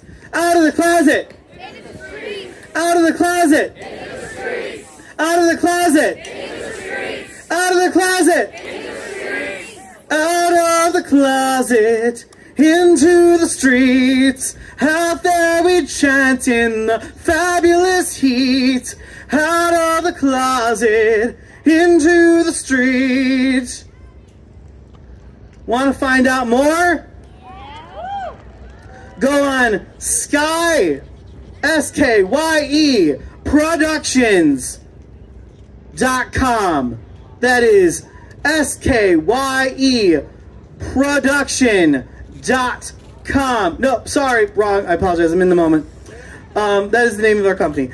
The name of the website is Skye Rainbow. So that is SKYE Rainbow. How do you spell rainbow?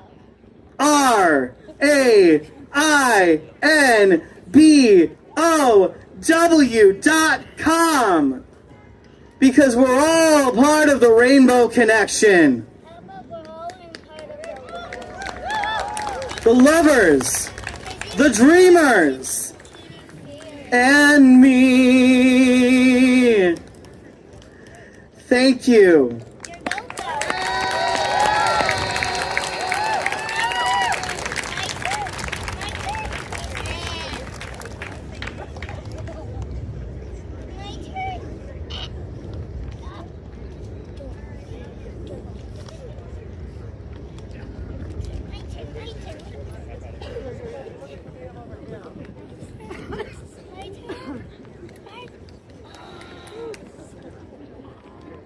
Another round of warm applause for Kevin.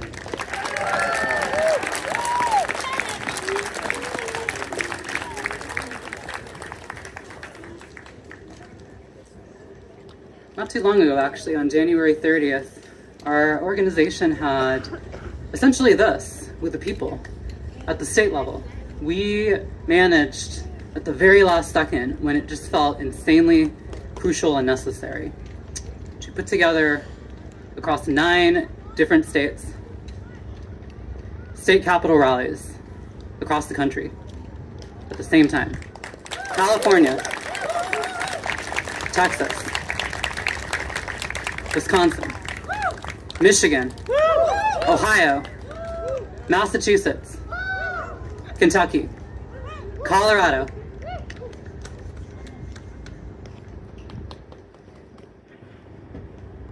and it was incredible.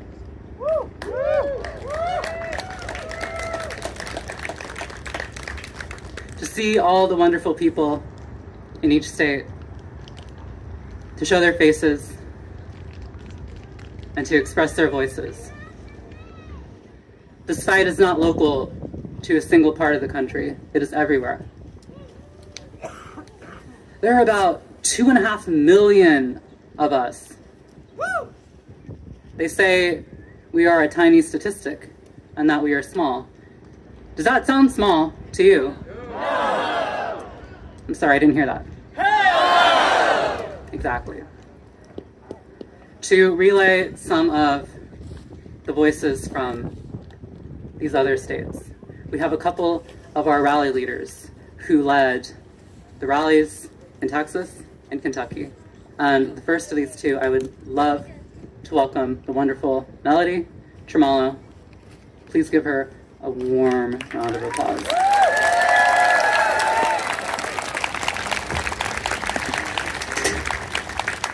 Howdy, folks. My name is Melody Tremallo, and I'm quite happy to be here to see all of you today. Hell yeah! Let me start by saying that trans folks are something else. It takes a certain strength of character to go against the grain of society, to embrace yourself, even if some people might find it strange or far worse.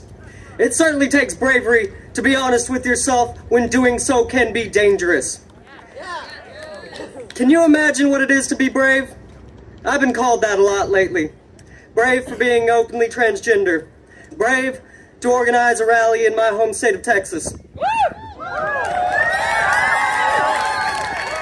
Brave to put myself out there at the front, full name and face, speaking up for myself and my community. Do you know what being brave is to me? Bravery is being full of doubts. I constantly wonder if my words and actions are making a difference. I wonder that I spend my free time volunteering in futility, that none of what I do matters. I'm afraid that the exposure I invite by doing all of this endangers my wife. So to me, feeling brave is feeling scared and insecure, yet still facing that fear. After all that has happened, I am far more afraid that if I do nothing, that nothing will change. So I've been doing something. When the nightmare that was the election became a stark reality, I started searching for a community. It did not take me long to find the Transgender Unity Coalition, nor did it take long for many others. Hundreds of people found their way to this little nonprofit in a matter of days. Tuck then announced that they were going to hold rallies at state capitals at the end of January. They just needed some volunteers to throw in whatever time and skills that they had. I'm not particularly gifted in any useful skills, so I waited. I waited for someone else to take the lead in Texas. That someone never came. So I started looking up what it would take to hold a rally at the state capitol building. It turns out that a professional rally could be easily accommodated if a permit was acquired. I tried to go that route. It would have meant that we would have had some tables with some literature, some megaphones and speakers, things that would really add some oomph to a rally. During my research, I did learn that if I couldn't get a permit, it was still perfectly legal to hold a sidewalk demonstration. We simply wouldn't have all the trappings that would make something better planned. Again, I have no real useful skills. I can make a fool of myself, but anybody can do that these days, so it really doesn't feel like much. Fortunately, I was not alone. The date was already set. I simply had to pick a time and a place and told people that I would be there. Someone volunteered their time to make a flyer to advertise the rally. A pair of professional medics volunteered their time and skills. The flyer ended up being blasted across any social media we could access, any local organization that would be even remotely interested, and personally distributed to any friends that could spread it to their friends. I started to plan a rally a week before we were supposed to hold it, and as a result I expected 10 or 15 people to show up. I told myself that I would be shocked if 20 people came. I need to reiterate, y'all. Trans folks are something else. 40 of us showed up to that rally. It may not seem like much in the grand scheme of things, but it was a hell of a lot more than I expected. And I certainly didn't anticipate a state representative to stop by and speak some words of support, or the local news to cover the event. I honestly did not think much would come of it. I didn't have much of a plan for the aforementioned rally either. I had it scheduled for an hour and a half. No real plans for speakers, chants, anything, other than to go first. We didn't stand around awkwardly though. After starting with my story of my own journey and how I came to stand there addressing the crowd, I think some others felt it was easier to share theirs. Attendees took turns to speak to the rest of the crowd. Some were allies, letting us know that they're here for us. Some were queer of different stripes, showing and standing with solidarity. Many were stories from trans folks themselves, sharing their joys and their pains, their hopes and their fears, their pasts and their visions of a brighter future. Hell yeah. I am very happy to share that this is the only example that I can cite of trans solidarity. Trans folk stand with each other at every possible opportunity, in so many different ways. I've seen mutual aid requests fulfilled among our community. We've shared our collective knowledge to those of us who didn't know something but wanted to. We've comforted each other, even if we were perfect strangers who only knew each other through a username. Hell, I'm only in DC because someone felt like I should really be here. And without her, I'd be watching all of y'all make me proud from my home state.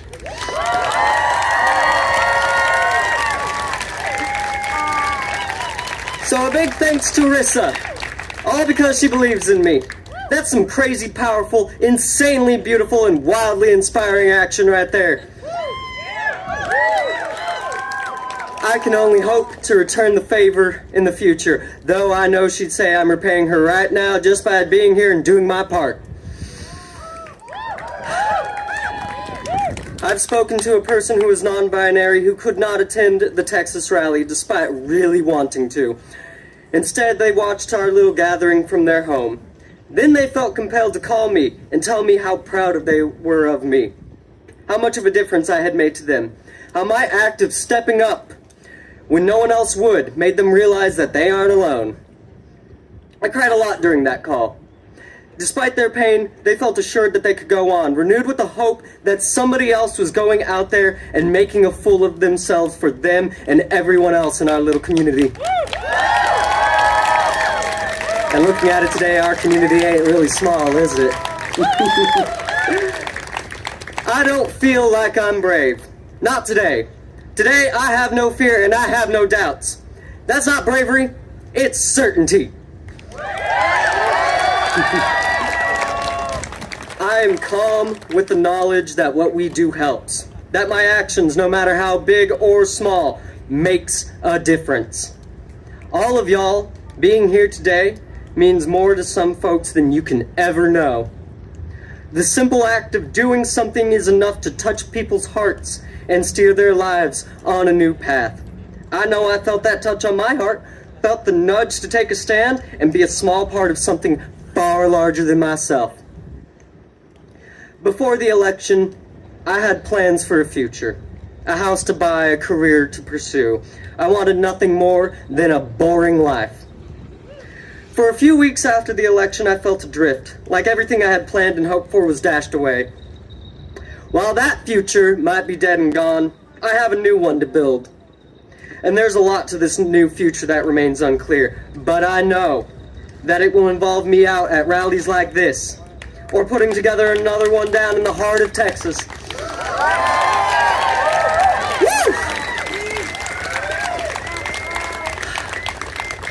I will do my part to build and reinforce a community that can withstand any storm, because we defend ourselves. Doing all of this, putting together a rally or a protest, getting the word out for people to come out, participating in mutual aid relief and so much more, it's a collective effort. And people behind the scenes make up far more than the people that came out here today. And they are just as needed as the people that were able to make it out.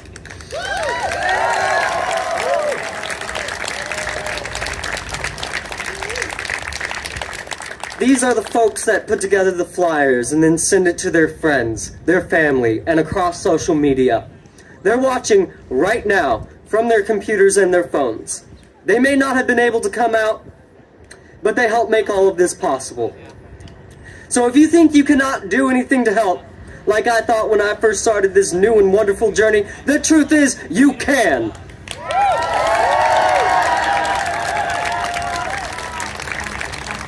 Making your voices heard adds to the flood of stories that need to be told. I would not be here today without some trans folks telling their stories on the internet. Imagine how many people had the same experience. Now imagine how many people need to hear your story.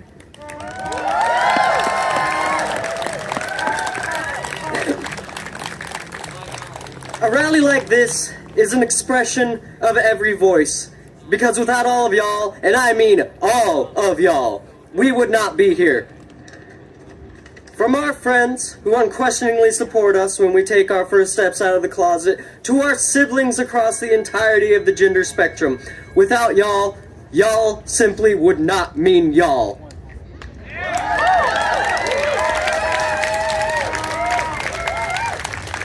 Now let's get out there and share our stories with the world. Let's show the forces that would erase us that we will not go gentle into that good night. That we will only allow old age to burn and rave at the close of the day. That we will rage against the dying of the light. Thank you all for having me. Let's do some good together.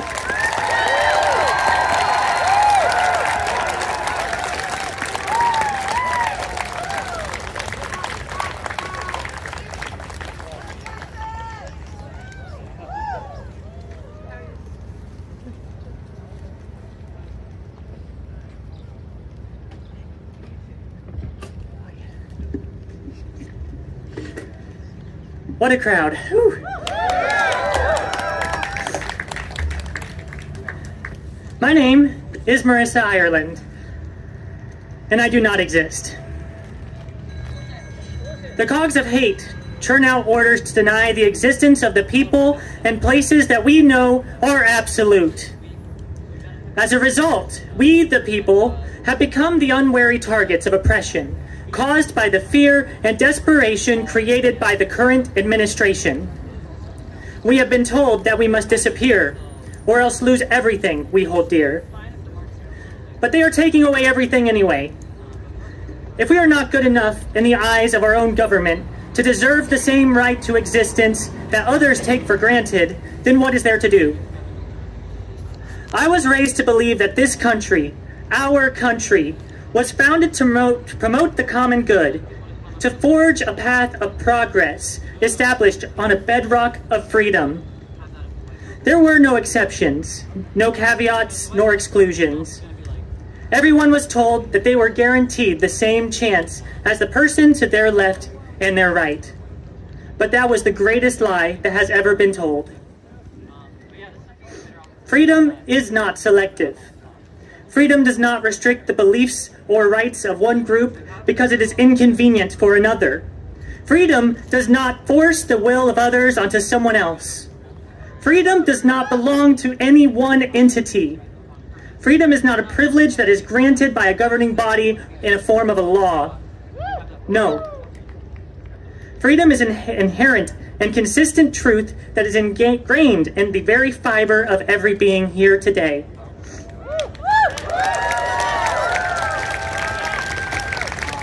It is the standard by which we evaluate ourselves and others. But once it is lost, whether by choosing to break its tenets or failing to fall victim to those who transgress against it, it no longer exists. Therefore, I assert that this country has never been free.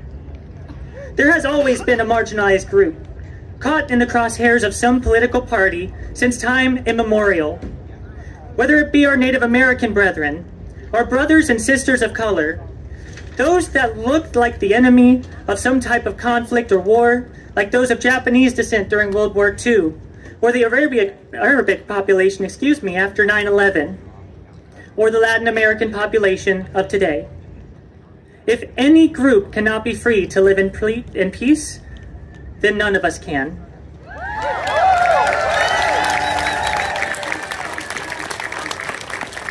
So why do we continue to support so-called leaders that discriminate?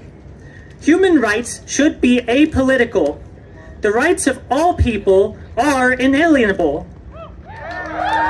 That means that the very rights that are being transgressed upon and removed by governing authorities are only removable if we allow it, if the people at large allow it. As it stands, people have allowed their hate to become a wedge between themselves and others. Love thy neighbor. I feel it's safe to say that most of us have lost connections to family, friends, and others simply by affirming who we are. We have been scrutinized. People turn away as if they are ashamed of being in our presence. I do not know about you, but I am damn proud to finally be true to myself, to express outwardly what has been inside all along. And because of these feelings of authenticity, of connectedness with oneself, and despite what any power-hungry devil decides to declare otherwise, I know in my heart that I do in fact exist. And that is the message I wish to encapsulate into the minds of those here today and to those that question us. We exist. Like other people, we live with honor and humility. We live performing essential functions that enable the status quo to remain. We live despite all odds, often despite our friends abandoning us, despite our families disowning us, and despite the risk brought about by today's society. Beyond that, we live regardless of the immense pressure that we place on ourselves. And what I ask of you is no less than a test of that willpower, of pushing through the pressure and discomfort, and seeing things through until the end. Let me explain. On December 24th, 2024, a young woman sat on her bed. She had been crying something fierce and sat alone, facing the drawer where a means to an end lay. The future looked bleak. She had come full circle in life. As a kid, they had been abused and manipulated, lied to and forced to reflect an image consistent with what was those around them. They felt insincere and felt like nothing was enough. Selfless service became the epitome of their character, but eventually the well of energy dries up. When they could no longer take it, they ran into the U.S. Army, rather than having to continue putting up a mask. But it just led to more trauma and pain. They did serve honorably, working hard to live within their morals while protecting those that remained. But the mask continued to show. Their friends and family started drifting away, as they started to feel further and further from the life that they desired. With fresh scars, both apparent and invisible, they started to finally understand that the life they were leading was unsustainable. And finally, she broke free.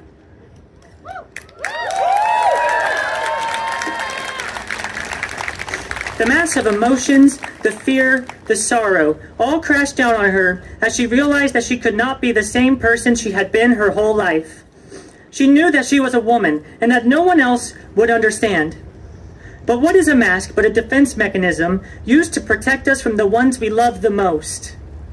When it falters and cracks, shatters and crashes down like a meteor, the truth becomes blindingly clear. For her, it was Armageddon.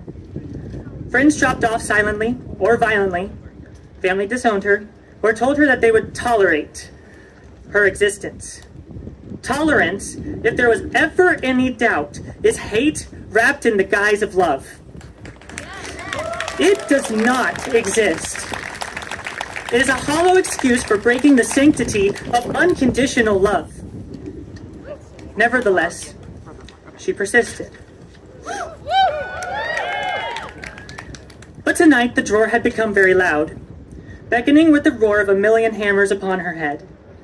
With so many people seemingly against her, so many nails, how does one hammer working to remove them displace the multitude trying to seal the coffin?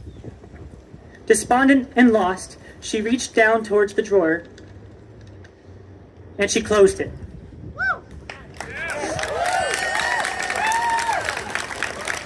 The next month was a blur, with her feeling inconsolable. She became desperate to find her purpose, her community, and to discover new possibilities. And she found you. I found you. Because of you, I found that I could stand up for those that don't have a voice, for those that need answers to the experiences I have had. I found Transgender Unity Coalition, or TUC. The reason I am still here is because I found this organization, this group of gorgeous, incredible, talented people that simply want to be here and to be loved. I found Bree, the founder of TUC, who inspired me to be the Kentucky rally leader and pull that rally together in a week. I found her who spread the idea that I now hope to pass on to each and every one of you. I found Melody, who pulled off the same thing as me, but in Texas, with worse odds and heightened danger. Her courage, intelligence, and continued determination to be an asset to the rights of all have been influential in my own progression. I found Blair, who pushed me to work harder and find creative solutions. Without her, I could not have kept going after that first rally. I found Lucas and his incredible team of fantastic ASL interpreters who are here with me today.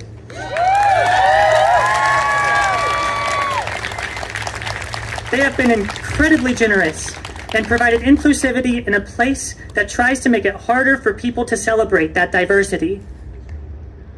Each of the interpreters here is amazing and deserve more praise than I have time for in a single speech.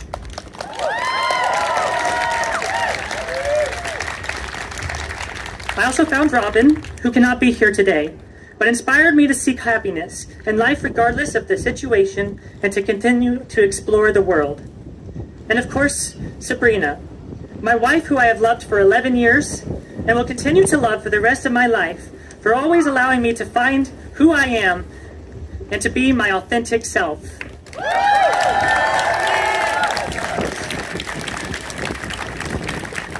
With all of these people, the key message is to find that authentic self and spread it to those around you. You never know what you have done for them or what you will do in the future. These people have saved me from so much pain. You have saved me from so much pain, and I will forever be in your debt while you hold sacred spots in my heart. But whatever pain I have gone through, it is obvious that there is a multitude of worse pains out there. Unfortunately, those that have saved me live in fear and pain themselves. Like in Kentucky, where transgender kids can't access care, where the recent Medicaid cuts will likely be the literal death of innumerable Kentuckians due to the state's heavy reliance on that federal program, where our only elected transgender official must constantly defend themselves from a barrage of personal attacks. Unfortunately, this mirrors the entire country. As a result of these and many more transgressions made to the ones that I love, I have the following messages. To my transgender family, here and everywhere, stand strong, stand united, and stand proud. You are here today because of your indomitable will. Through the worst possible scenarios, you continue to be the guiding light in a world eclipsed by shadow. Your presence here matters, not just to me, but to every single person around you and to the people that you represent. I urge you to recognize that importance, to realize your potential, and work with me and these other valiant individuals towards a better tomorrow for everyone. This is a formal call for your help, your representation, your voice. We exist in spite of what any person or group believes. We as individuals and as community have already given up so much of what we know is right. It is time that we come together and hold that line for each other and ensure that no one, now or in the future, has to give up more than what we have already lost.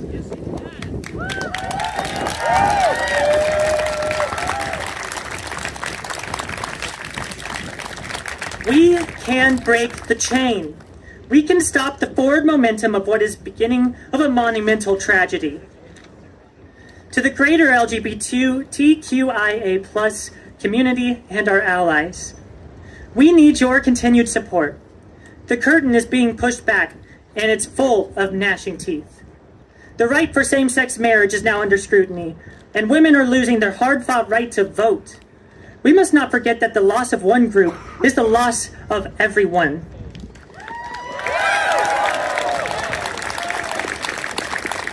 We are stronger together, and we must unite in our efforts to halt the system that has turned its sights on all of us. This is not just a single community issue. This effort will not stop at these transgressions alone. Do not be fooled by those who feed you petty lies, when they are just as likely to stab you in the back with razor-sharp knives. To those who have left us behind, I'm incredibly saddened by your choices. Has such disregard for human life become so commonplace that you would see your neighbor beaten to death on their porch? For the family across the way to be forcefully removed from their house during a raid after they did nothing but be friendly to you? What more must occur before you see that none of this is right? That the choice you made to ignore what can be considered the single most important part of an individual's life may indeed cost them that life. If you do not see that your denial and indifference to these things is the same as supporting those who perpetrate the violations, then I am calling you out now. Perhaps you may not have yet experienced your own family, your own friends, or your own co-workers being affected by an administration that is fueled by hate. Perhaps you have not seen yet what happens when the pressure is truly insurmountable, and it is your loved ones that are facing the end. Will you be there to help guide them to love and mutual respect, or will they feel that they are truly alone and decide instead to reach inside that drawer? To those who voted for the politicians in office today, as well as those that failed to exercise their rights, as are your representatives, your senators, your executive leaders, all of what you desire them to be. Are they propagating your beliefs and addressing your concerns, or are they missing the mark? If the people in power do not match the views that you hold within your heart, then it is time to forge a familiar path forward. The same path that was forged by our ancestors long ago. We must separate ourselves from the idea that our elected officials hold all the power once they are elected. We must reconnect with our roots and prove that the people determine the path forward. That is our ideas and beliefs that maintain that power. Together, we can and will prove that standing together in unity and celebration of diversity are stronger than trying to divide people through their differences.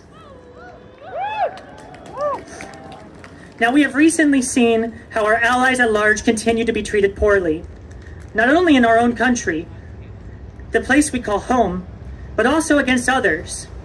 I speak specifically of yesterday's ordeal with President Zelensky of Ukraine. I do not wish to distract from today, but I must acknowledge our allies and friends, the Ukrainians.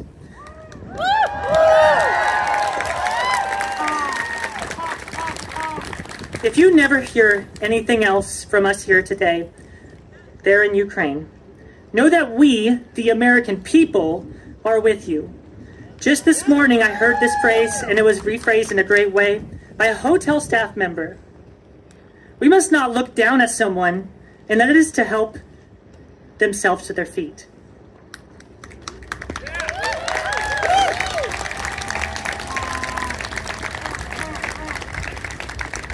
As a final parting, I call one last time on each of you to stand with me tomorrow as you have done today. This fight is long from over, and we must be unified if we are to meet toe-to-toe with our oppressors. May you find peace through knowledge and acceptance through existence. And like in Kentucky, this message applies to everyone individually, all around the globe. I am proud of you. Not because of the group that you're part of or the community, but because you individually have done amazing things and are already exactly who you need to be to keep going. Never let others stop knowing that you exist. Thank you.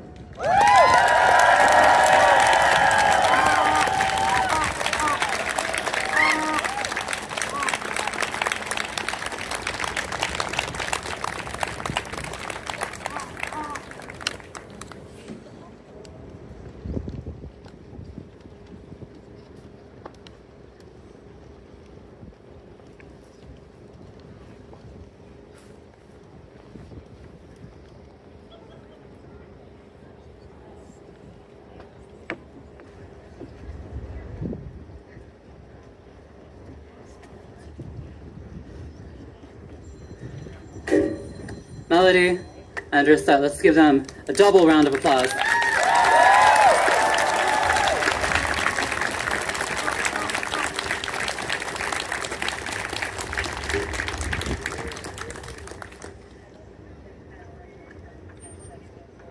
We went from our state capitals across the country, from 9 of them, to the heart of our democracy here, the U.S. Capitol. And I've told many of you in the days leading up to this event that this does not stop here. It cannot. There are 41 other states out there, and we need this. Back and forth to the states, to the national government, to the states, to the local government. We need all of America to understand our community and our needs. And it is a constant, never-ending battle.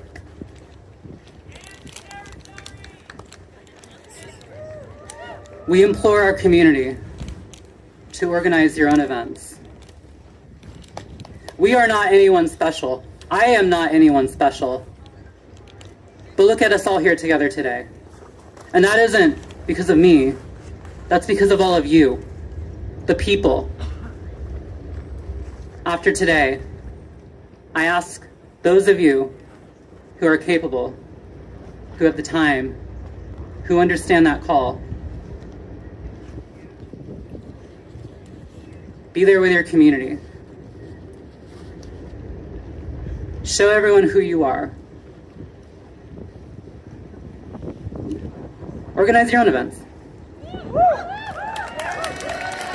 and we will be there.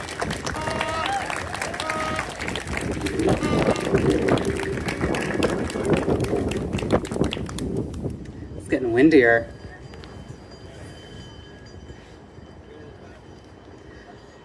Next, I would like to introduce Belotti, transmasculine queer person honored by he and they pronouns. Bo comes to us from Virginia.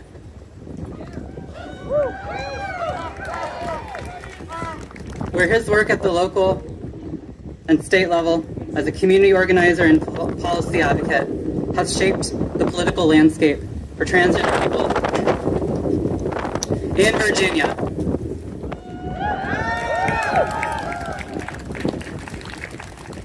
Let's give him a round of applause.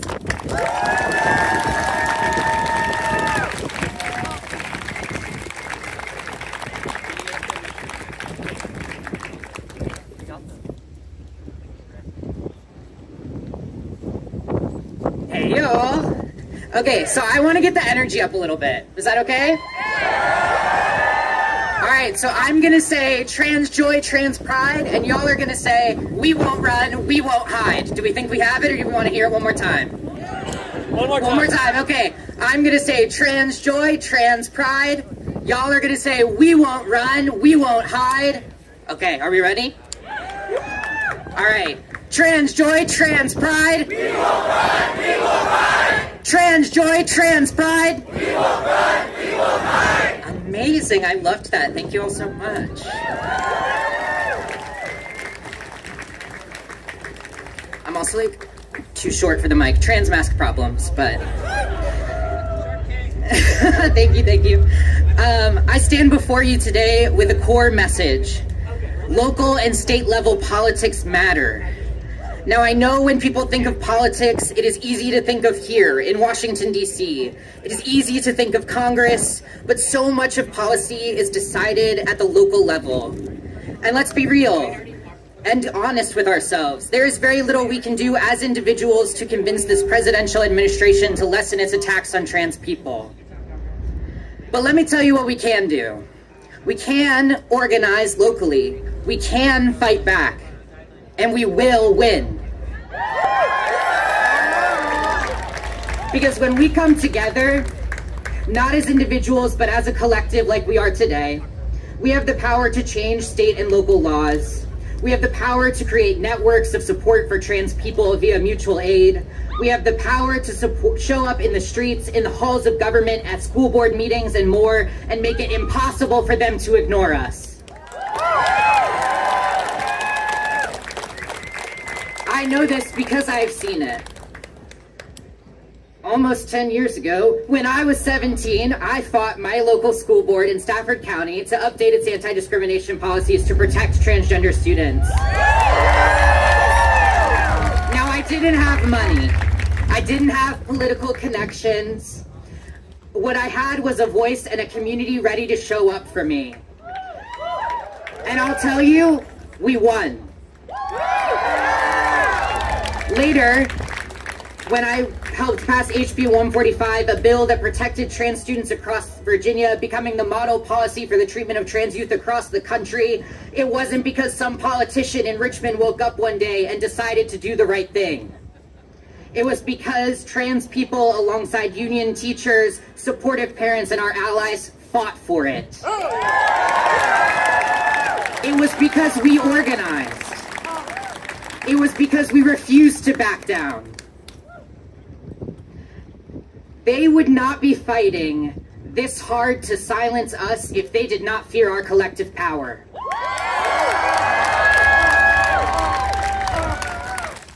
We are living in a time where trans rights are under attack like never before. Across the country, politicians are passing laws that deny our existence, that criminalize our health care, that push us out of public life. And they want you to feel hopeless. They want you to believe you can't change anything. They want you to think these attacks are just the status quo, they are just the way things are, but I am here to tell you that they are wrong. We can fight back, and I know standing here in front of all of you that we will. We must establish sanctuary states for transgender residents, places where our health care, our rights, and our very existence are protected and encoded into law. We must take back the political narrative from the culture wars that scapegoat trans people as to distract us from what they are doing. These politicians want to distract us, to pit us against each other, so Elon Musk and his cabal of billionaires can continue to steal taxpayer money and kneecap the federal government. They want you to be distracted so they can make your life more dependent on these billionaires. And the real enemy is these corporate elites who rob the working class every day. The enemy is the 1% that keeps us divided. As Laverne Cox once said, the culture wars force us to focus on the wrong 1%. It is not trans kids in schools, it is corporate elites that line the pockets of congresspeople.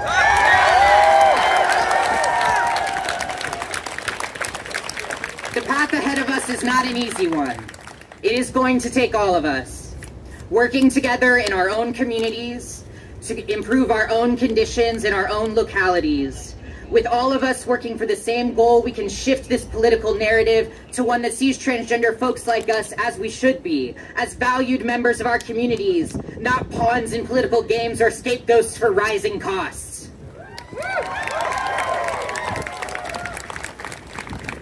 To conclude, I want to ask you, what are you willing to do?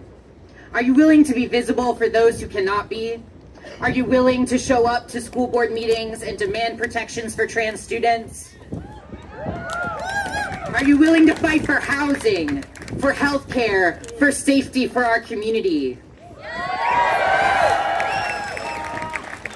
Are you willing to organize events like this one? Are you willing to call your representatives to run for office yourself? Because this system was built to keep you from paying attention. This system was built to keep you feeling small. So fight back, show up, and if that wasn't your power, they wouldn't try so hard to take it from you.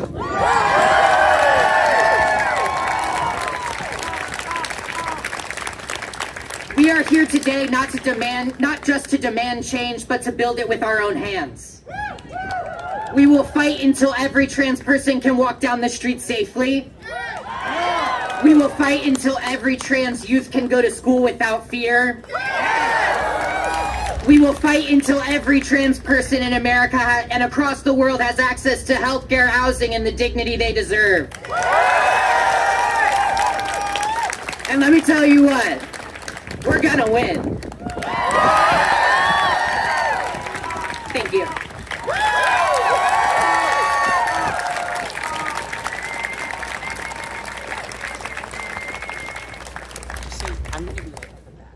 We are going to win. Let's give another round of applause.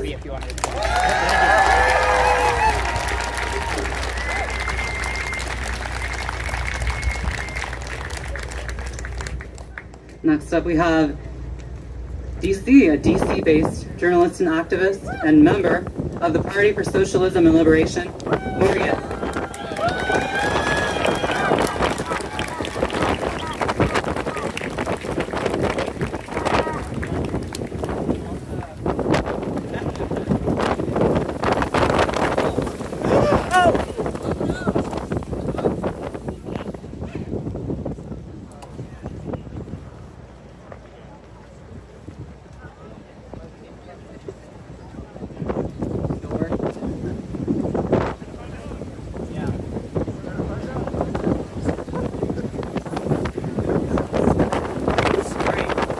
We still working? All right. One struggle, one fight. Trans rights are workers' rights. Trans rights are workers' rights. One struggle, one fight. One struggle, one fight. Trans rights are workers' rights. Trans rights are workers' rights. Brothers, sisters, and siblings, my name is Morgan. I'm a member of the organizer of the Party for Socialism and Liberation. I'm also a resident of the District of Columbia and a proud Jewish trans woman. Good Shabbos! Today we find ourselves at the beginning of an epic struggle that is going to define our era. Our community is just one of many facing an unprecedented assault on our rights. A powerful faction of the billionaire class has aligned itself with some of the most hateful, bigoted, and violent people on the planet to push forward a plan to strip mine the government of trillions of dollars in public wealth. They are foaming at the mouth for war and conquest wherever they can find it. This won't help working people one iota, but it will make the richest even richer. As trans people, we've watched the rights we fought so hard for decades to win be stripped away in a matter of weeks. We've seen irreversible damage done to the rights of women, black folks, immigrants, and tens of millions of poor and working people in this country. The public assistance programs that blunted the worst abuses of the capitalist system are being stripped away. An open season has been declared on an environment already in deep crisis, even the inadequate attempts to mitigate the effects of climate change are being thrown away. Amid this devastating offensive, you would expect the opposition party would mount, an opposition, right? But is that what we're seeing? Have we seen that? No, we haven't. The words of House Minority Leader Hakeem Jeffries shocked me when I first heard them a few weeks ago, and they continue to echo in my head. He said, and I quote, "What leverage do we have? They control the House, the Senate, and the presidency. It's their government." It's their government. Is he right? Is that true? Is it their government? Is there nothing we can do? We refuse to accept this conclusion, which is a formula for our destruction. For one, we saw how the Republicans have been able to gum up the works against Democratic majorities for years. They refuse to confirm appointees. They turn committee meetings into a ridiculous mess. They insert riders into bills to push their agenda forward. They block bills in the Senate using the filibuster. I remember when Biden took office in 2021, he said the Democrats would pass the Equality Act within his first 100 days in office. But when it came down to the wire, they said that preserving the filibuster as a weapon was more important than passing comprehensive protections for abortion, or for LGBTQ rights, or for paid maternity leave. So, let's see it. Let's see you gum up the works, like they did. Let's see you try literally anything at all. We must demand the most from our politicians in this hour, but we can't wait for them to grow a conscience or a spine. We're going to start organizing our communities today.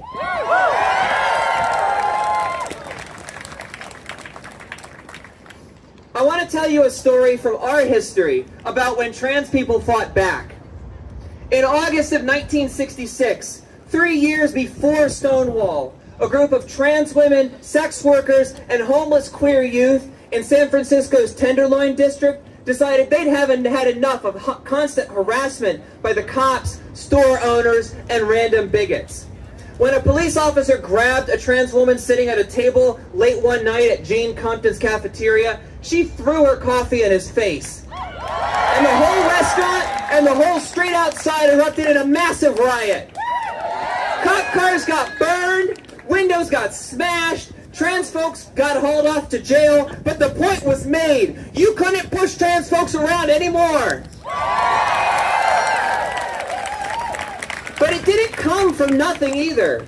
In 1966, the militancy of the Civil Rights Revolution had smashed Jim Crow apartheid and won important civil rights protections for black people. And their example sent shockwaves through oppressed communities around the world. Queer people were emboldened to fight for their rights and had begun organizing community events and pickets against discriminatory businesses in San Francisco in the months leading up to Compton's cafeteria riot.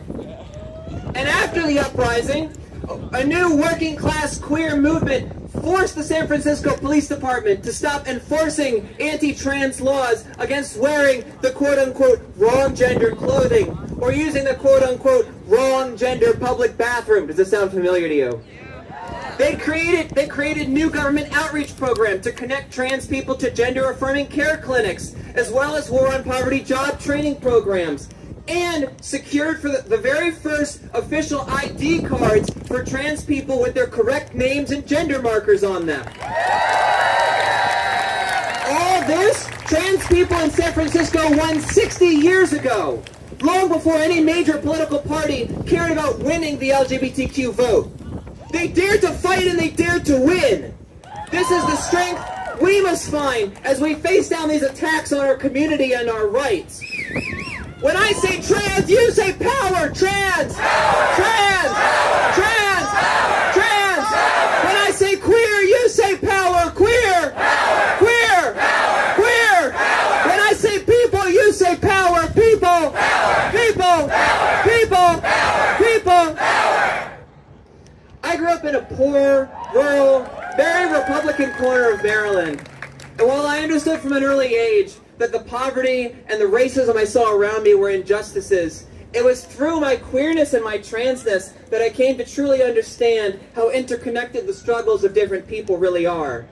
That we aren't fighting just racism, or just sexism, or just homophobia, or just class bigotry as these individual forces, but that they all have a common cause in the capitalist system. This tiny, ultra-wealthy minority of property owners could only get away with such a relentless pursuit of profit and destruction of our neighborhoods, our country, and our planet by keeping us all divided and ultra-exploited in different ways. Afraid of each other, blaming each other for our problems instead of them, that's how they like it.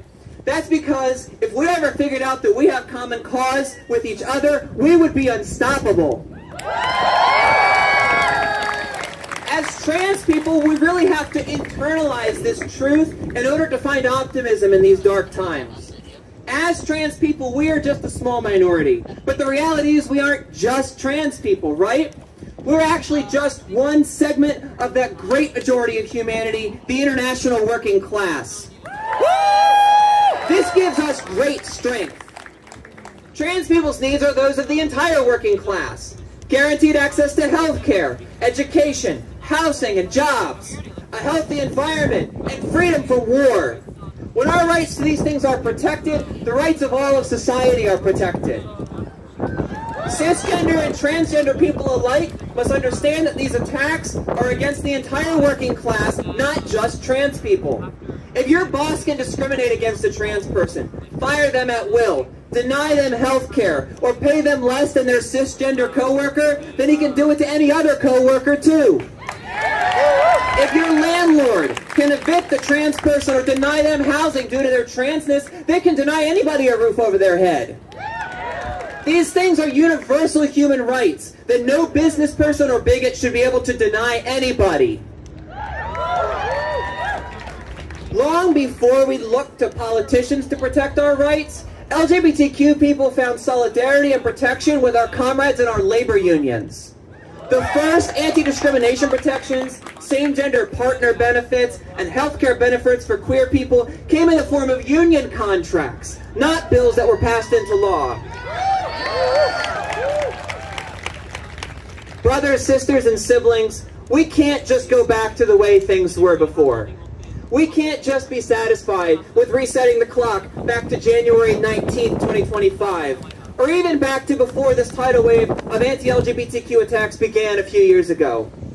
As trans people, we have always existed in a state of crisis. A crisis compounded by factors like racism and ableism. Remember, Sam Nordquist was abducted by his murderers in December, before Trump became president. Say his name! Sam Nordquist! Say his name! Say his name! Say Say his name! Sam Nordquist, we fight in your memory. May your memory be a blessing and a revolution. Zichron Levracha. All that is to say that this isn't new. Black trans people have been facing the very worst this capitalist system can churn out, even in the so-called good times. We can't settle for this. We have to fight for a whole new system, one where our rights can't be taken away on a whim by bigoted members of a ruling class that benefits from that very same oppression. We need a system where the working and oppressed people are in charge, where the needs of people are put ahead of the concerns for profits. A system where our rights are baked into the bricks that built it, not tacked on as an afterthought. That system is called socialism, and it's the only way we can secure a future for the people and for the planet. That's why we're not going to give in to this fear and division. We're going to counter that hatred with a message of unity and solidarity between all oppressed peoples. We're going to fight back, and we're going to win, because the people have all the power. So I'm going to lead you in a chant. Trans, cis, straight, gay, fight united every day. Trans, cis, straight, gay, fight united every day. Trans, cis, straight, gay, fight united every day. Trans, cis, straight, gay, fight united every day. Trans, cis, straight, gay, fight united every day. My name is Morgan. I'm a member of the Party for Socialism and Liberation. Peace to you if you're willing to fight for it, and all power to the people.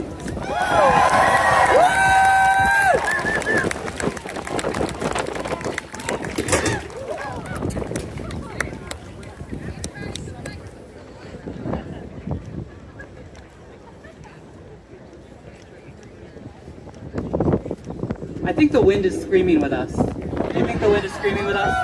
The winds of change. I think that's a sign of divine intervention right here. Let's give another round of applause for Morgan.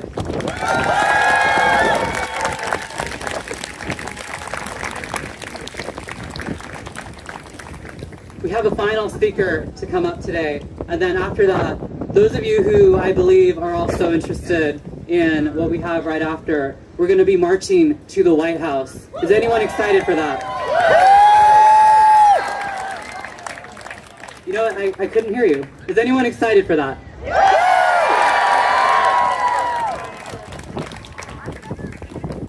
Next up we have Devon Ojeda, Senior National Organizer for A for TE.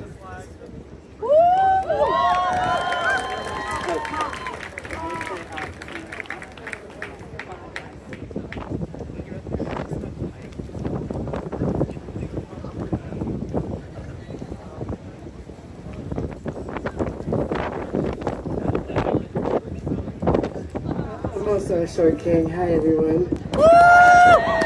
Short Kings. Short Kings. Hey. Hi, my name is Devon Ojeda, Senior National Organizer, Advocates for Trans Equality. I forgot to add this in my speech, but later, if you don't mind going to transequality.org, we have action alerts there. We are about to gum up the federal rulemaking process, and we're about to launch our campaign so that for the passport federal rules. So really important, transequality.org. Also register to vote.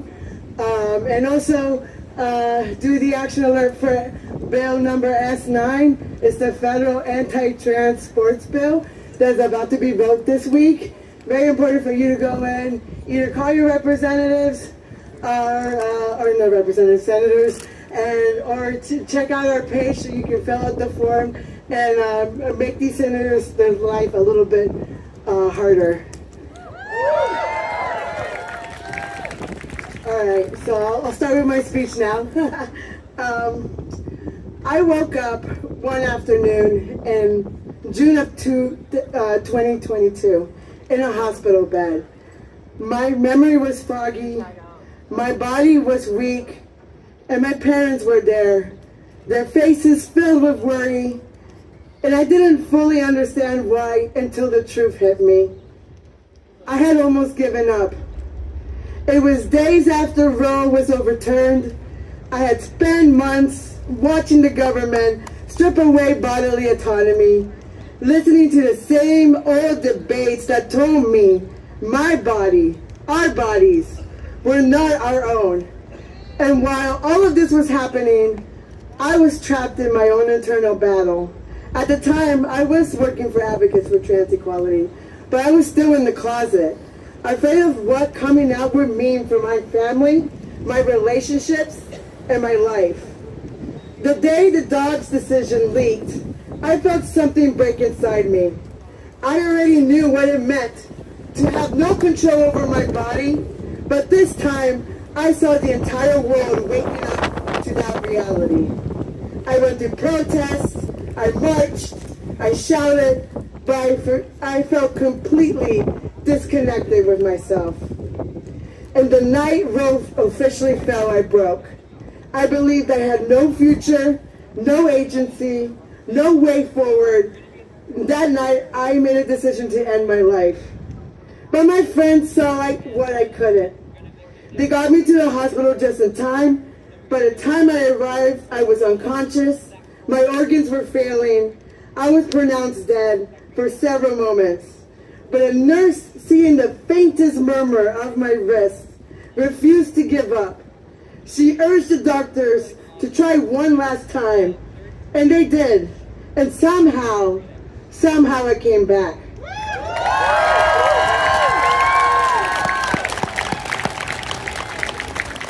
When I woke up 3 days later, I was given a second chance. In that recovery, in that second chance, I made a choice. I would never live for anyone else but myself again. I would never let the government or society or fear dictate who I was. I came out. I started my transition. I legally changed my name. I got top surgery. I claimed my life as my own. And let me tell you something. Choosing to live as myself was the most radical, most powerful thing I have ever done. Because here's the truth.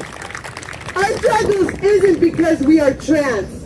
Our struggles is because we live in a country obsessed with controlling our bodies. But you know what? They can take their policies, their fear-mongering, their lies, and they can choke on them. Because I'm still here. I am still fucking here. And every single day that I live my life, my full authentic self, is an act of defiance, is an act of revolution. And they, over there, they can say whatever the hell they want. They can call the sky pink. They can say that Mexico is America. They can insist that I am a woman. But that doesn't change reality. I live my life as a man. I love as a man. I breathe, I eat, I move through this world as a man. And nothing they say will ever change that. And the same goes for you. So don't ever forget that. Because that's how we win in the long run. We don't just survive, we take care of each other. We check in on each other. We make sure our people get the resources they need. They can take over these buildings, corrupt our policies, try to make our lives as miserable as possible, but they will never understand what true strength looks like. They will never break a community that has already been through hell and back. And listen, this fight isn't just about trans rights. When they come after undocumented folks, they're coming after trans people. When they attack DEI programs, DEIA programs, they're attacking trans people. When they are firing federal workers, military, and veterans, they're firing trans people as well. Because we are everywhere. We exist in every space, in every community. And when they come for one of us, they come for all of us.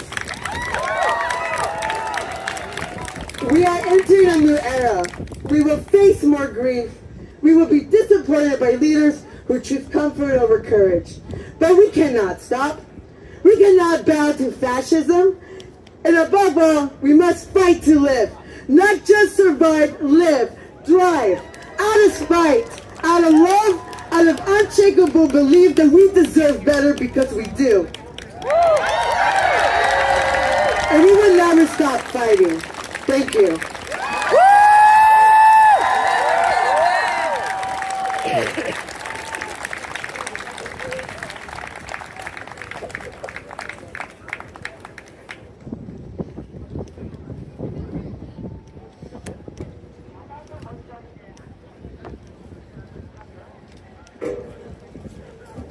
And again, you know the drill. Final round of applause.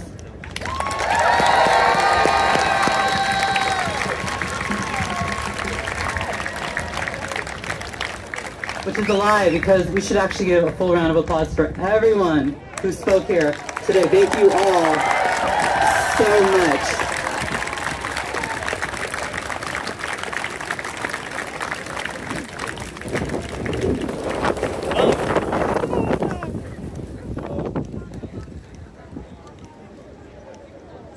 It's divine, the wind. Thanks, wind.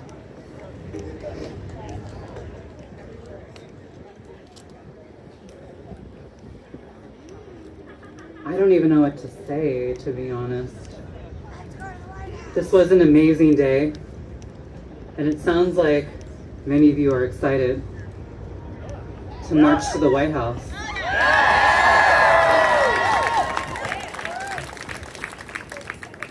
And you know what? I am too.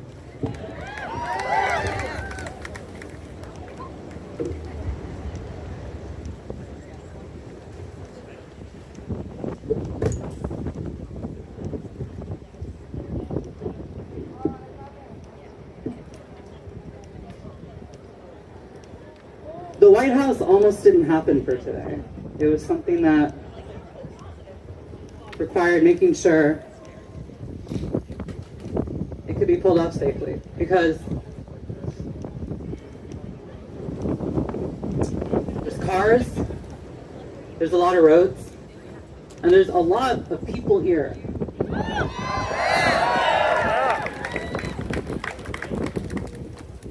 And we want to make sure that all of you are safe. We want to make sure that all of you are able to march and to get home safely today with a positive takeaway. Because we are the community and we look after each other. And with that being said, there are some ground rules just to kind of have us all on the same page. We will be having law enforcement section off the road for us. Thank you for doing your part and keeping us safe here.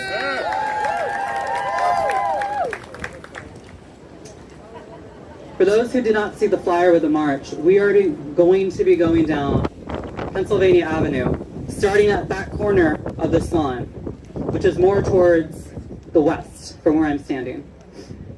You have the U.S. Capitol on the east, and you have the White House mostly west down Constitution Avenue. We will be going at that corner here, and then we will be crossing 3rd Street, which is over there. And we have march leaders who will guide everyone. Stay together, stay safe, look after each other. If you see someone fall behind, do not leave them, because we are here for each other.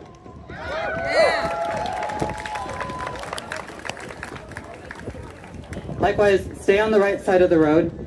We do not want to impede the oncoming traffic because they will not be blocked off. And again, do not put yourself in harm. There's plenty of road for us. No worries there.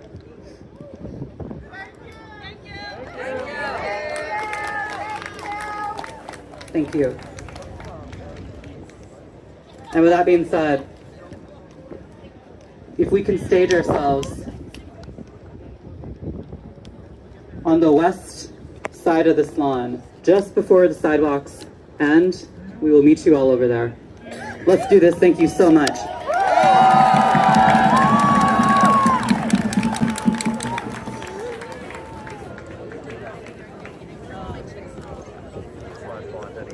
Huh? /walking any help? No. Okay, I figured.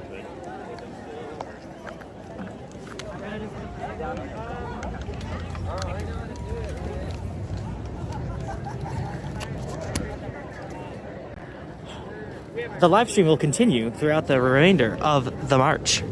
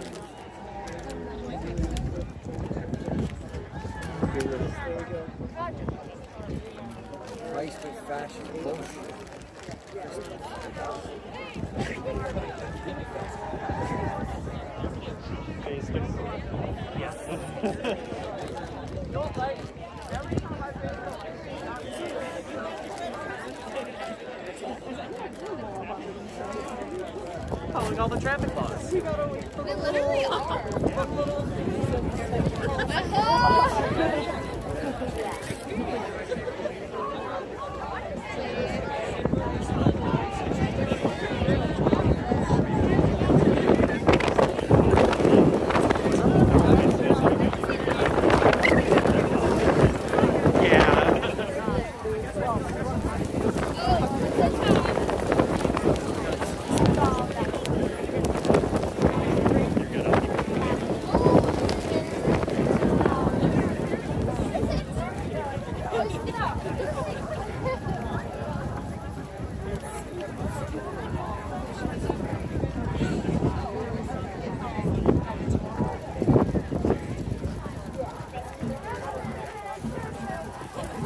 Power!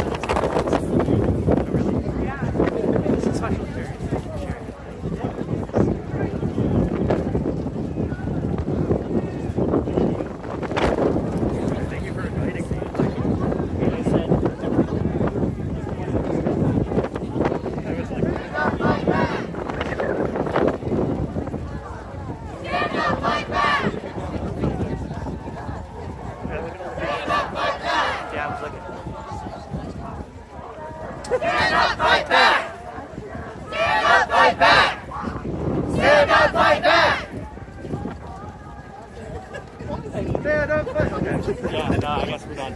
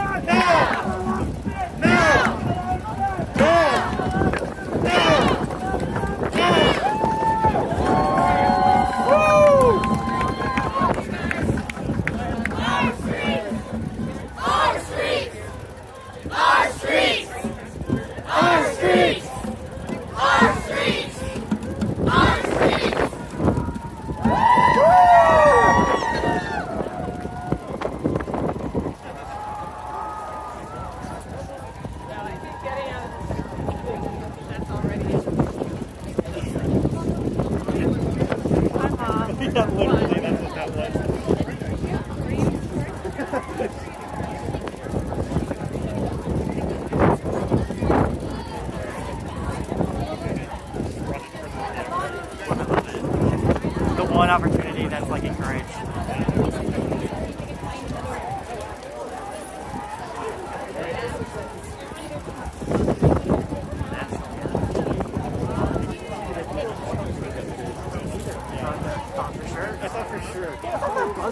That's just it was a supporter with a noise maker. Yeah. It's just like, it sounded like they were doing at first. Right. And I was like, no, they're just making noise. It's just like a kazoo. Yeah.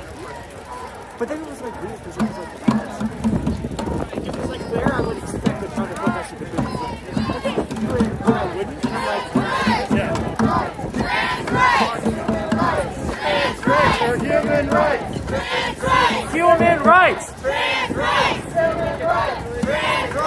Human rights! Human rights! Human rights! Our human rights! Our human rights!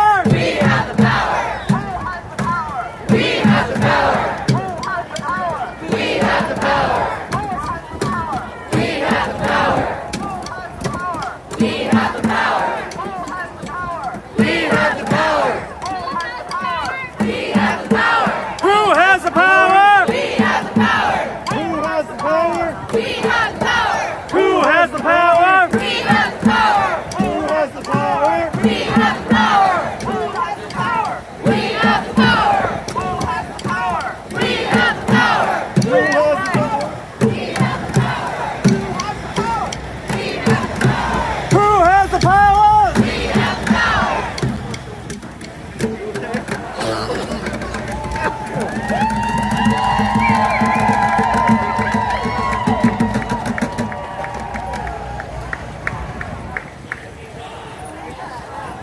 that screaming. Yeah.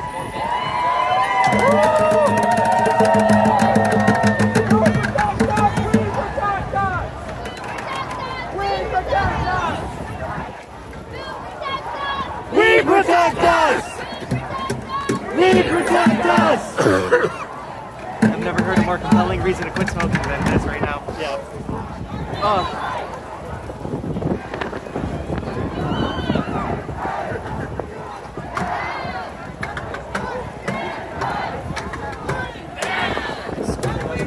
Trans rights! Now! Trans rights! Now! Trans rights! Now! Trans rights! Now! Trans rights! Now! Trans rights! Now! Trans rights! Now! Trans rights! Now! What do we want? Trans rights! What do we want it now? What do we want? Trans rights! What do we want it now? What do we want? Trans rights! When do we want it now? What do we want? Trans rights! When do we want it now? What do we want? Trans rights! When do we want it now? Trans rights! When do we want it now? What do we want? Trans rights! When do we want it now? What do we want? Trans rights! When do we want it now? What do we want? Trans rights! When do we want it now? What do we want? Trans rights! When do we want it now? What do we want? Trans rights! When do we want it now? What do we want? Trans rights! When do we want it now? What do we want? Trans rights! When do we want it now? What do we want? Trans rights! When do we want it now? What do we want? Trans rights! When do we want it now? What do we want? Trans rights! When do we want it now? What do we want? Trans rights! When do we want it now? What do we want? Trans rights! When do we want it now? What do we want? Trans rights! When do we want it now? What do we want? Trans rights! When do we want it now? What do we want? Trans rights! When do we want it now? What do we want? Trans rights! When do we want it now? What do we want? Trans rights! When do we want it now? What do we want? Trans rights! When do we want it now? What do we want? Trans rights! When do we want it now? What do we want? Trans rights! When do we want it now? What do we want? Trans rights! When do we want it now? What do we want? Trans rights! When do we want it now? What do we want? Trans rights! When do we want it now? What do we want? Trans rights! When do we want it now? What do we want? Trans rights! When do we want? Trans rights! When do we want it now? What do we want? Trans rights! When do we want it now? What do we want? Trans rights! When do we want it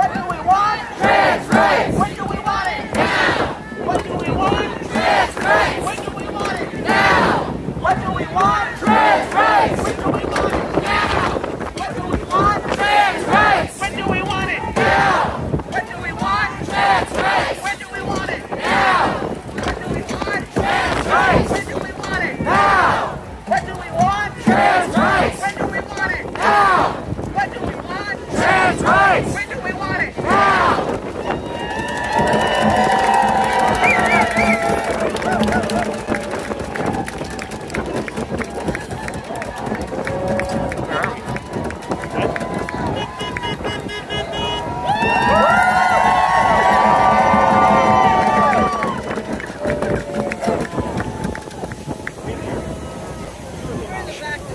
I was gonna say, surely not. Oh shit!